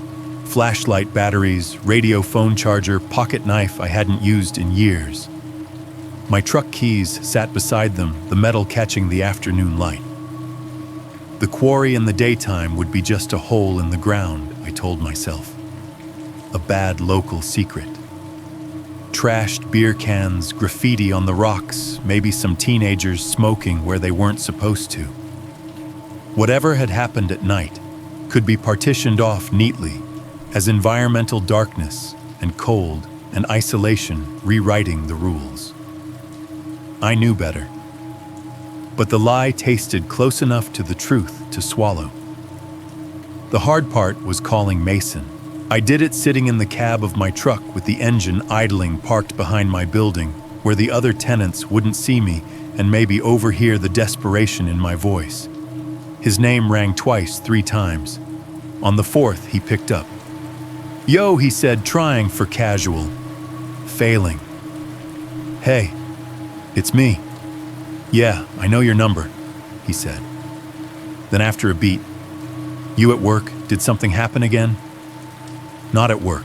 I hesitated, watching a plastic bag skitter across the far side of the lot in the wind. "I'm thinking about going back to the quarry during the day, just to see, I don't know, get some footage, figure out if there's a ledge out there. Something." Silence crackled across the line for a second. In the background, I could hear his TV, some video game menu music looping quietly under his breathing. "Nope," he said finally. "Nope." "What nope?" "As in no," he said. "As in absolutely not.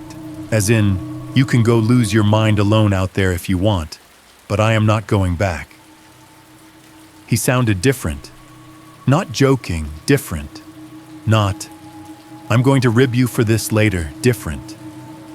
There was a tightness under his words I hadn't heard before, even at the quarry, when he'd been trying to laugh everything off. "You're the one who wanted content," I said, and I hated how defensive I sounded. "You strapped the GoPro on. You said no one would believe us if we didn't go back with proof." That was before he cut in. Before I watched myself climb a hill and just skip. Before I listened to audio from my own chest and heard a voice next to the mic I don't remember being next to me. Before I woke up at 3 a.m. 2 nights in a row because my AC made the wrong noise and I thought it was her.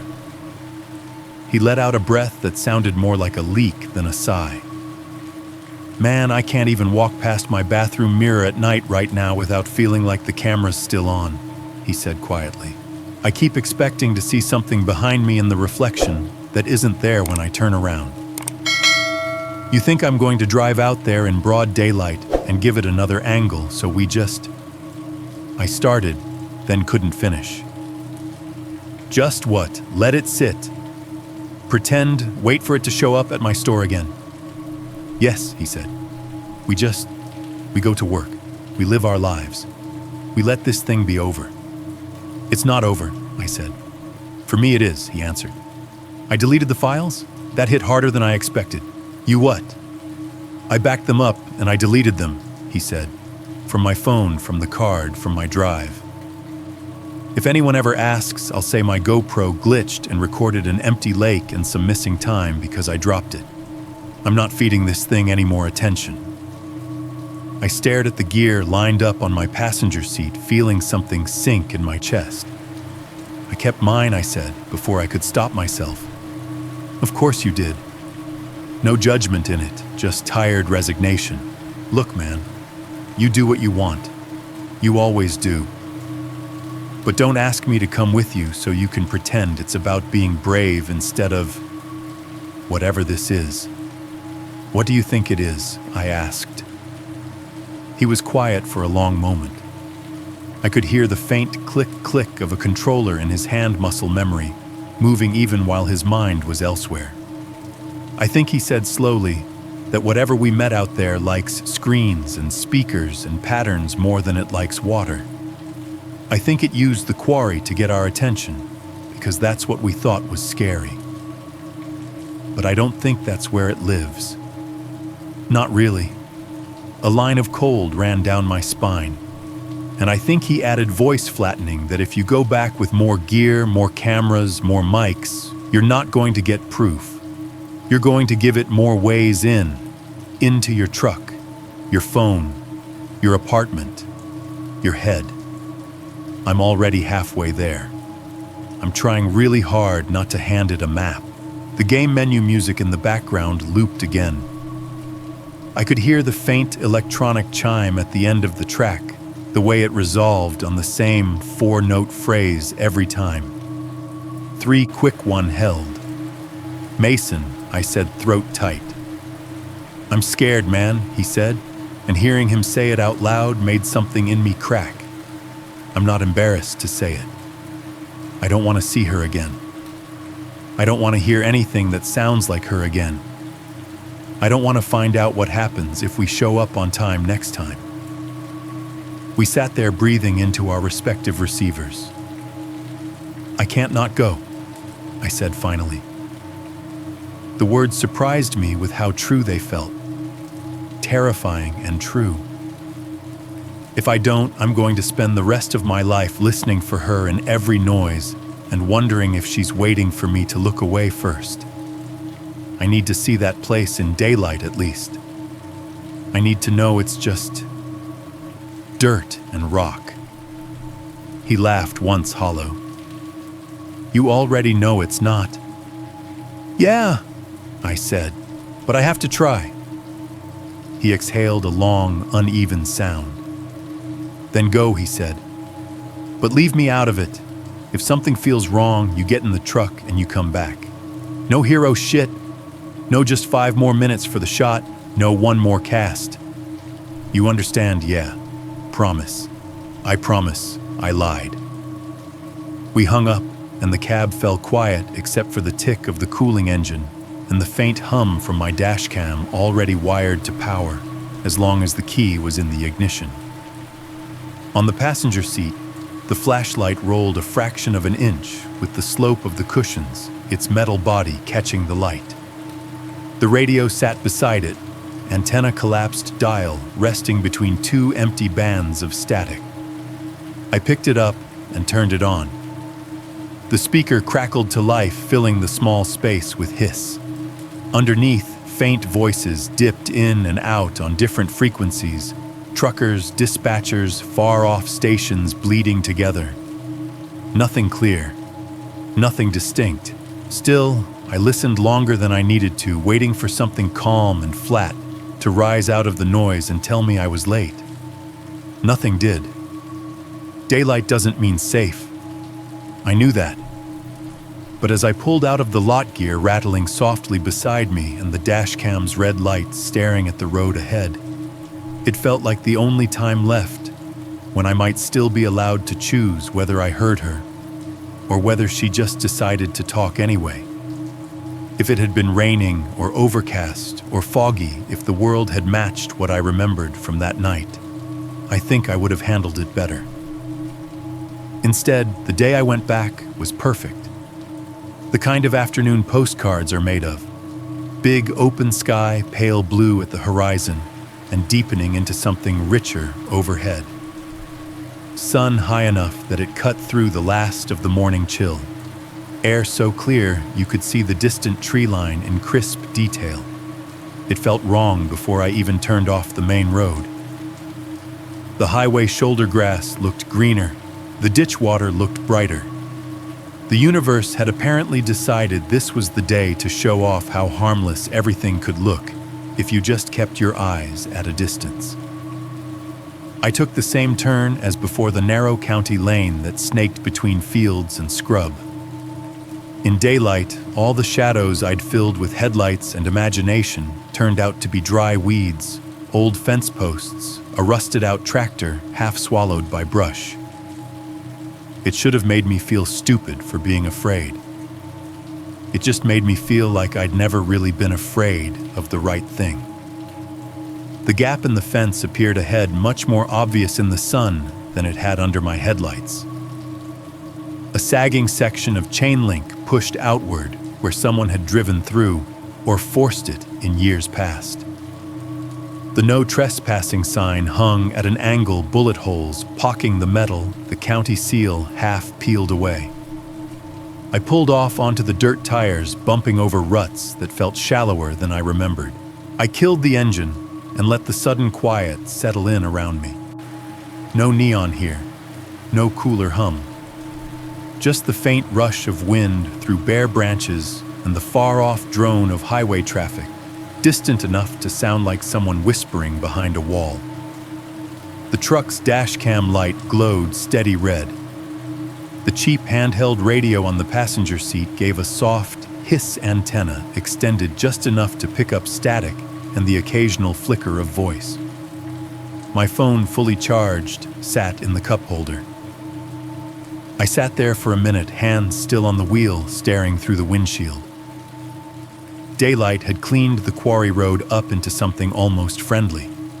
The dirt track leading down from the fence looked like a hiking trail, the sort parents take pictures of their kids on. Sunlight dappled the ground through the trees. Birds hopped along branches, uncaring, chattering to each other in sharp, bright notes. If I hadn't known what the place felt like at night, I might have called it peaceful. I grabbed the flashlight anyway. Getting out of the truck felt like stepping onto a stage I hadn't rehearsed for. The air hit my face cool with a thin edge that hinted at how cold it had been that night, but the sun on my scalp was warm. I could feel it through my hat pressing down like a hand. The chain link sagged when I pushed through the gap, scraping my jacket. Up close, the fence looked more tired than menacing. Rust powdered off in orange flakes under my fingers.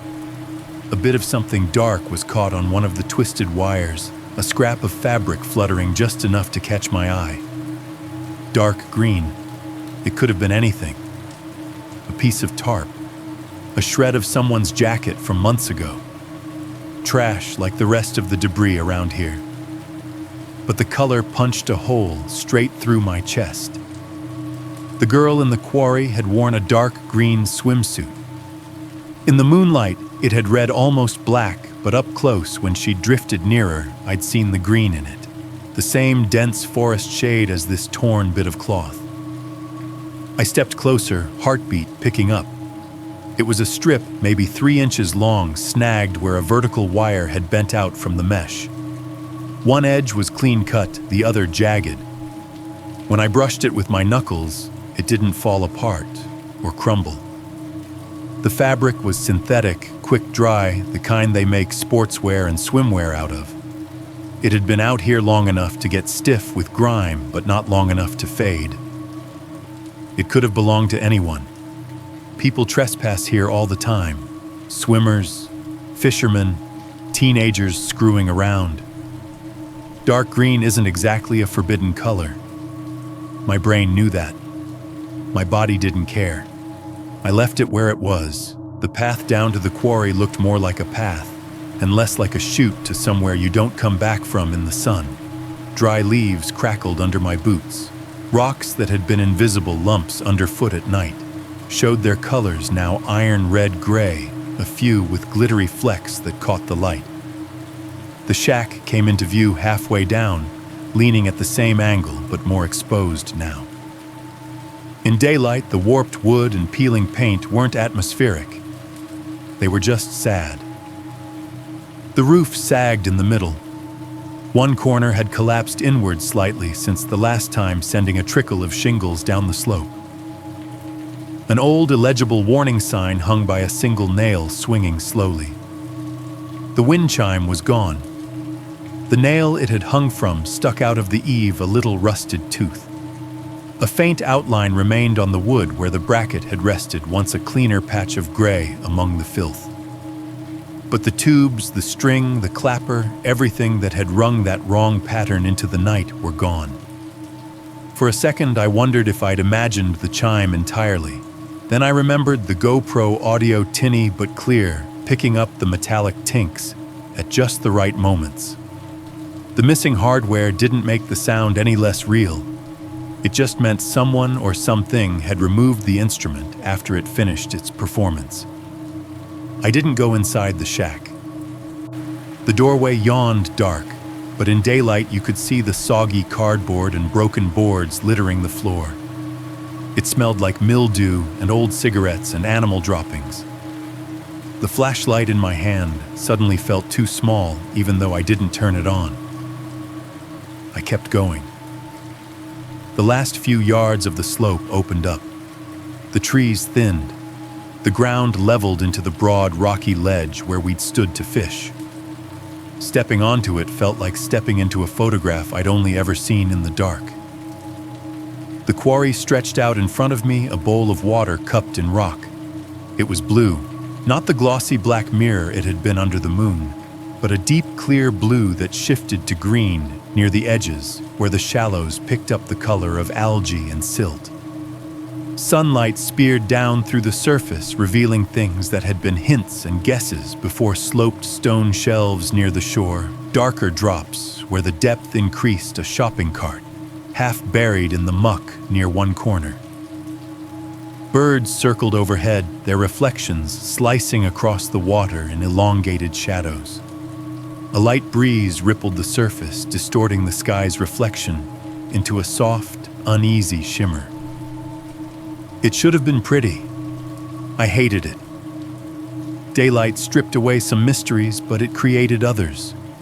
The ledge where we'd stood looked smaller than I remembered, but the drop-off a few yards out still fell into darkness, even now. No visible ledge where she might have stood. No shelf waiting just under the surface in the spot I remembered. Just a gradient from clear to murk. Blue water. Birds, breeze.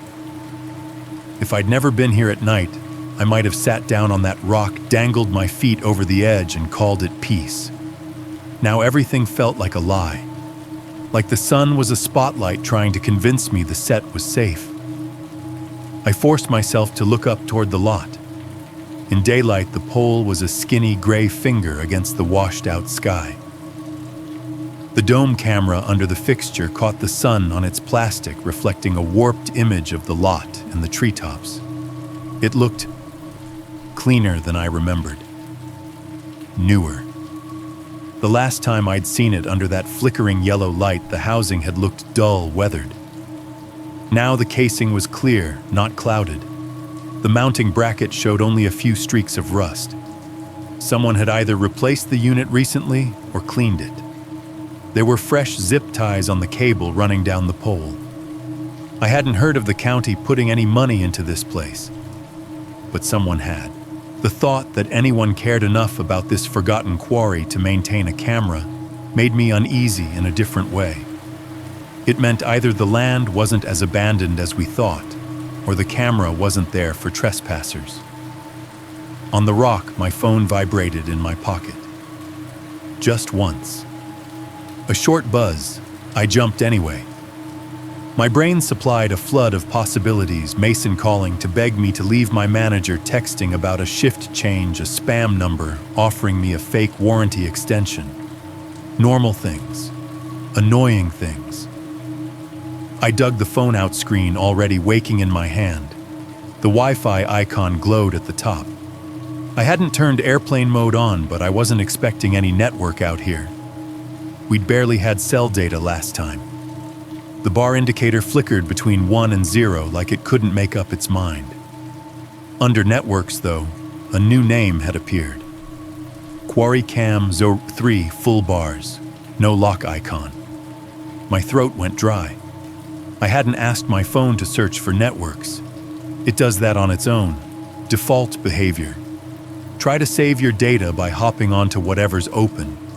Most of the time, that means fast food guest networks and neighbor routers with cute names. This one felt like a dare. For a moment, my thumb hovered over it, and I considered backing out, turning the whole device off, tossing it into the water just to see if anything tried to follow it down. Instead, I tapped. The phone thought for half a second, then connected without complaint. No password prompt. No captive portal. Just connected. Internet may not be available. Yeah, no kidding. I didn't get the chance to do anything else. No browser icon pressed itself under my thumb. No app was opened by me. I didn't swipe. I didn't tap. Still, the screen flickered, went briefly black, and then a window popped up on its own, a plain, ugly interface, the kind you get with cheap IP cameras and unbranded DVR systems. At the top, a gray title bar I didn't recognize. In the center, a black box with a spinning circle. Then a tiny label in the corner, Live Feed Cam 3. I hadn't hit play. The circle stopped spinning. The feed opened on its own. The spinning circle vanished and the screen filled with video. For a second, I didn't understand what I was looking at because the angle was wrong.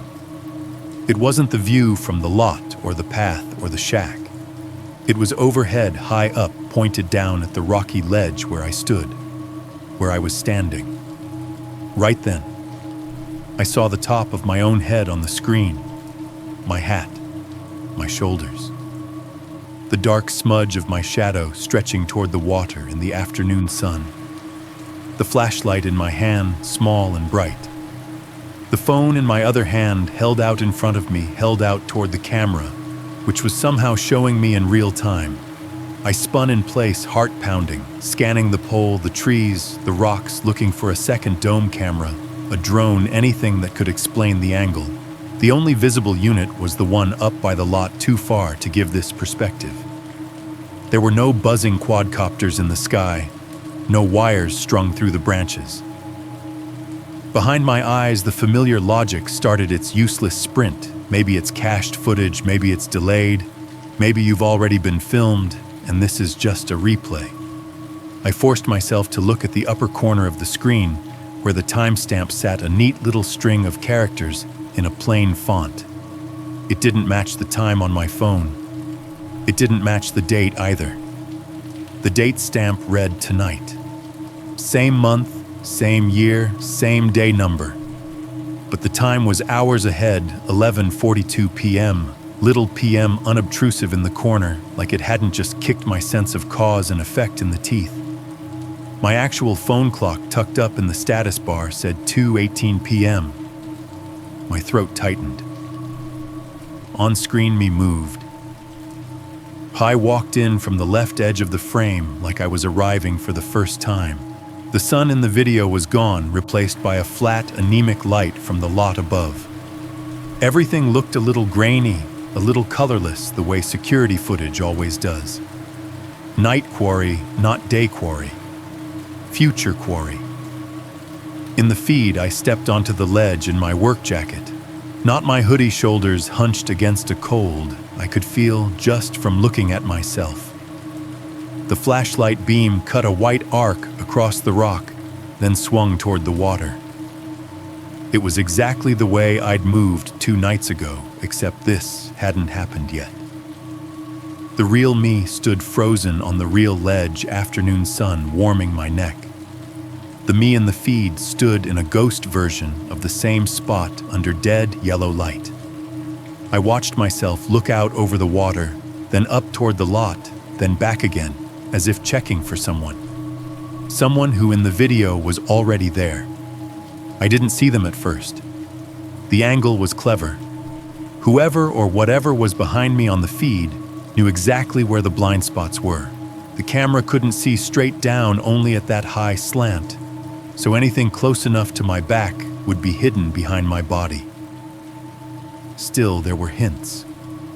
Every few frames, a sliver of darkness would appear at the edge of the image. Not a shadow on the ground, a presence just outside the field of view. A suggestion of movement where the geometry said there shouldn't be any. A bit of hair, maybe too long, too wet-looking, disappearing as quickly as it flashed in. The faint outline of a shoulder. A hand's worth of negative space hovering just behind the collar of my jacket. I watched the future version of myself take a step closer to the water. The something behind me moved too, in perfect sync, half a beat out of phase, like a shadow that had learned to anticipate instead of follow. The timestamp ticked forward, 11:42:31, 11:42:32, 11:42:33. On the real ledge, my stomach rolled. The sunlight on my face suddenly felt like a spotlight in an interrogation room. The me in the feed turned his head slightly, as if listening. His mouth moved, no audio on this stream, but I knew the shape of that word. Hello, that awkward, hopeful call into emptiness.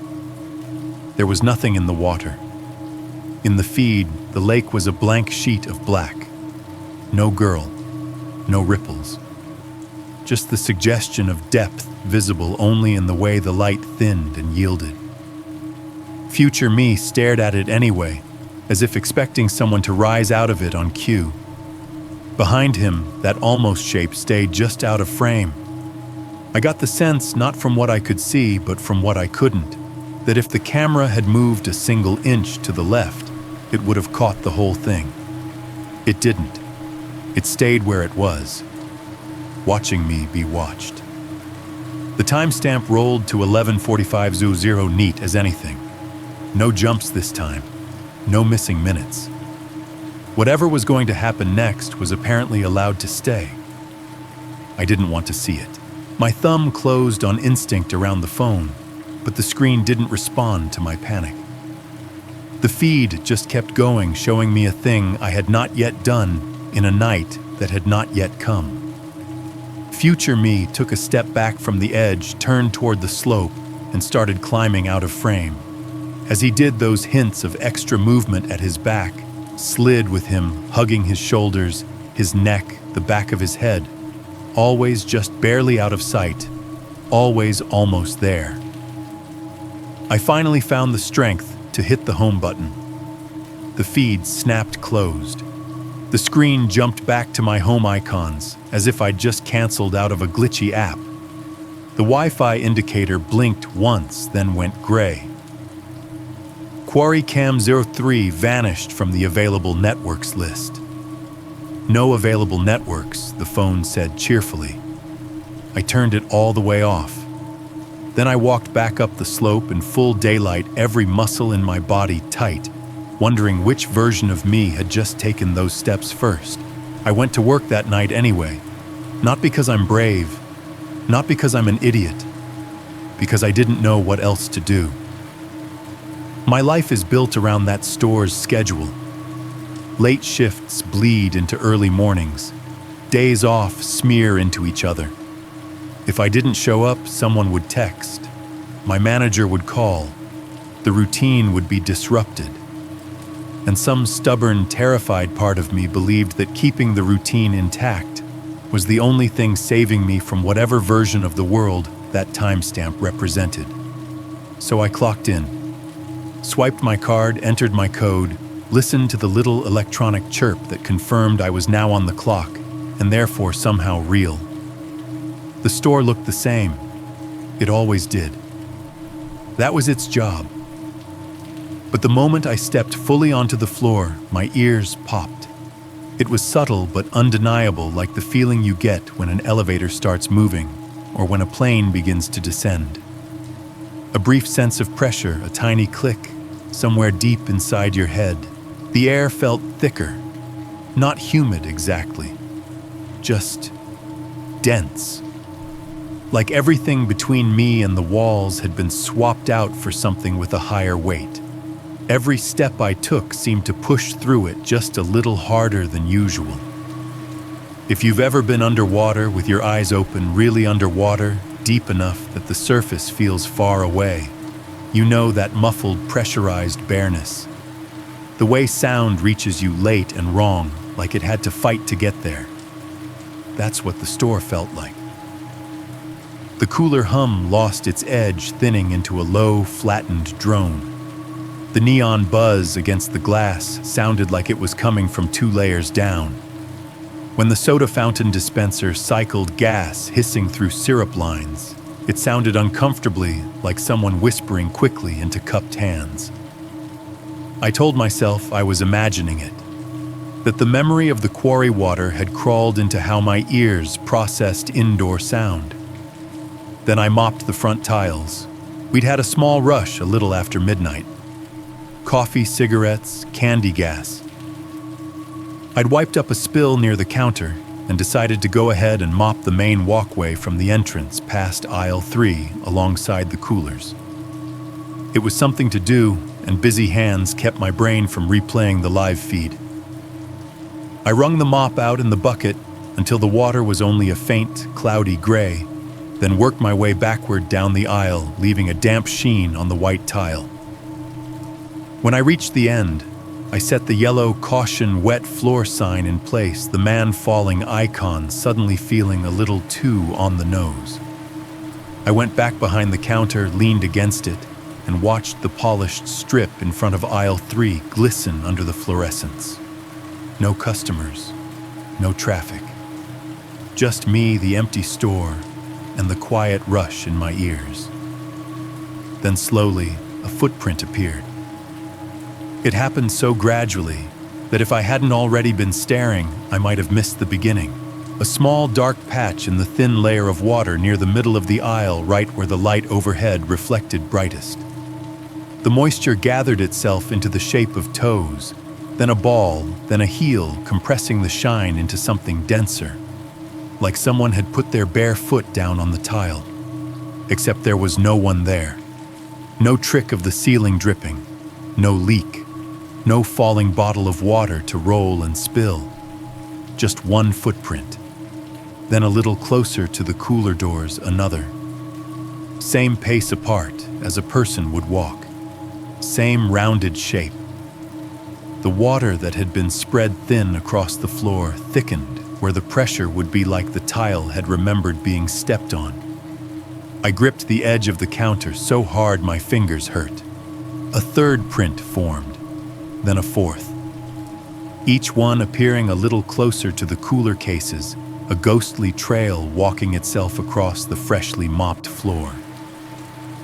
They stopped right in front of the glass doors, not halfway down the aisle, not random spacing. They halted exactly where someone would stand to open the drink fridges, their toes almost touching the base of the units. The footprints didn't continue, didn't wander into the snacks, didn't approach the counter, just stood there, invisible person anchored in place, staring into the cold. The door chime rang, 3 quick notes, one heavier. The doors didn't move. My heart was pounding so loud now, it almost drowned the sound out, but almost isn't the same as completely. I still heard the pattern. I still felt it vibrate along the bones of my jaw. I forced myself to breathe. In, out, in again. I told my feet to stay where they were. I told my legs not to run. Somewhere overhead, a relay clicked. The intercom system I'd killed at the breaker the other night shouldn't have had juice. I'd never flipped the circuit back on. The beige box by the cigarettes should have been a corpse. Still, I heard that small, definitive click and braced. Hiss did not follow. The store stayed muffled, but the extra layer of static I'd come to associate with the intercom stayed absent. The speakers didn't breathe. The cheap ceiling grills remained flat, ornamental. The click had come from somewhere, though. "Come on," I whispered to the empty aisle. "If you're going to do something, just do it." That's when I heard her. Not from above, not from around, from behind me. Her voice was muffled, like there was a wall between us, or a door, or a thick layer of something else. It had that same flatness, that same casual calm, like every sentence was just another announcement in a long shift of announcements. Clean up on aisle 3. This time, the last word didn't glitch. It landed clear and precise, like a correction, like the system had learned the right way to say it. The sound didn't come from the beige box. It came from behind the cooler wall, from where the walk-in doors were on the other side of the cigarette display. Like someone was standing in the fridge talking through insulated metal. My skin went numb. My body knew what the smart move was. Stay put, stay visible, stay by the door, Wait for the clock to run out and your shift to end. Let whoever opened in the morning discover whatever mess had been left. I didn't do the smart thing. I stepped out from behind the counter and walked toward the coolers. The wet footprints by the doors had started to fade at the edges, the water creeping back into a more even sheen, but the outlines were still there. It felt like walking into someone's personal space. I skirted them without meaning to, hugging the opposite side of the aisle. The soda fountain hissed as its compressor cycled. In the watery acoustics of the moment, it sounded uncomfortably like someone breathing through their teeth. The back of the store felt colder as I approached the walk-in, not in a thermostat turned down way, in a depth way. Like the air was denser the closer you got to that door, like pressure increased by degrees. I stopped in front of it and put my hand on the handle. Metal pressed freezing against my palm. Not quarry water cold, but close. The rubber gasket around the door stuck slightly, like something on the other side was pushing back. "Don't do it," I heard Mason's voice say in my head. I pulled. The seal broke with a soft hiss. A blast of refrigerated air hit my face, filling my nose with the smell of cardboard, plastic, and chemical chill. The interior light came on in a hard white square, illuminating rows of soda and energy drink cases stacked on metal shelves. The fan at the back whirred steadily. No one inside. No movement. No figure in the far corner. No girl in a dark green swimsuit standing where the concrete floor dipped toward the drain. Just the drain itself, wet, not like it always was, with a faint ring of melted frost. Wet like something had recently emptied itself there. The metal grate glistened, and a thin rivulet of water was snaking outward along the slightly tilted floor, reaching for the threshold. I watched it creep toward me. It wasn't fast. It wasn't dramatic. It just flowed. A few millimeters forward every few seconds, spreading thin and inevitable. The concrete darkened wherever it passed a growing tongue of damp. It reached the lip of the door and didn't stop. The wetness rolled over the metal track and onto the tile under my shoes. A thin film, a line, a shoreline feeling its way into new territory. It reached the toes of my boots and paused, pooling there, gathering itself. My heart pounded in my throat. I didn't call the police. I didn't pull out my phone to aim at it and capture a TikTok-ready clip of water behaving oddly in a convenience store. I didn't think about uploading the GoPro files or the screen recording or the Quarry Cam 03 feed that I had never actually recorded because I'd been too busy not having a heart attack. I didn't step back because I knew in that moment that proof was the wrong word for what I'd been chasing. That what was happening wasn't the kind of thing you show people. It's the kind of thing you carry. I felt more than heard the cooler door start to swing. Slow at first, the heavy hinge complaining, the weight of the insulation making it sluggish. Then halfway and momentum took over. The door moved toward me with a steady, deliberate ease. I could have stopped it. I could have thrown my shoulder against it, wedged my foot in the jam, anything. But my body locked. My hand still held the handle, and for a horrifying second, the motion felt like my own motion, like some part of me had decided this was the right way for the scene to go. The cold breath from inside the cooler washed over my face. My eyes stung. Just before the door closed completely, before the light from inside would have cut off, before the seal would have kissed the metal frame, a voice spoke next to my ear.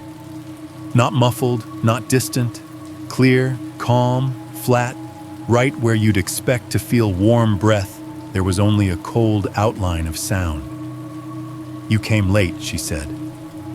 The door shut on my face with a soft, final thump, plunging me back into the store's fluorescent gloom. I didn't go back to the quarry again. What makes this story unsettling isn't just the supernatural element, it's how close it sits to everyday life. We're not in a haunted castle or a cursed village. We're in a highway convenience store, a dead quarry, a parking lot under buzzing lights. These are places most adults pass through half awake after long shifts. The horror grows out of exhaustion routine and the quiet corners of modern life we usually ignore. At its core, the story is about control and how fragile our sense of it really is. The narrator is an ordinary person trying to make it through long nights, low pay, and endless noise. When the quarry girl appears, she doesn't just threaten his safety. She threatens his understanding of what's real. Cameras miss what he sees. Audio captures what no one remembers saying. Time edits itself without permission. For someone who already lives inside strict routines, that's a nightmare. The systems you rely on, the rules of cause and effect, quietly stop obeying you. But there's a strangely positive angle here too. The narrator never becomes the chosen one, a hero or a martyr. He doesn't need to solve the mystery to give his experience value. His strength is smaller, but more realistic. He keeps showing up for his life, even when he doesn't fully understand what's happening to him. He goes to work. He acknowledges his fear. He stops chasing proof when he realizes proof might be the bait. That's a different kind of courage, choosing boundaries over obsession.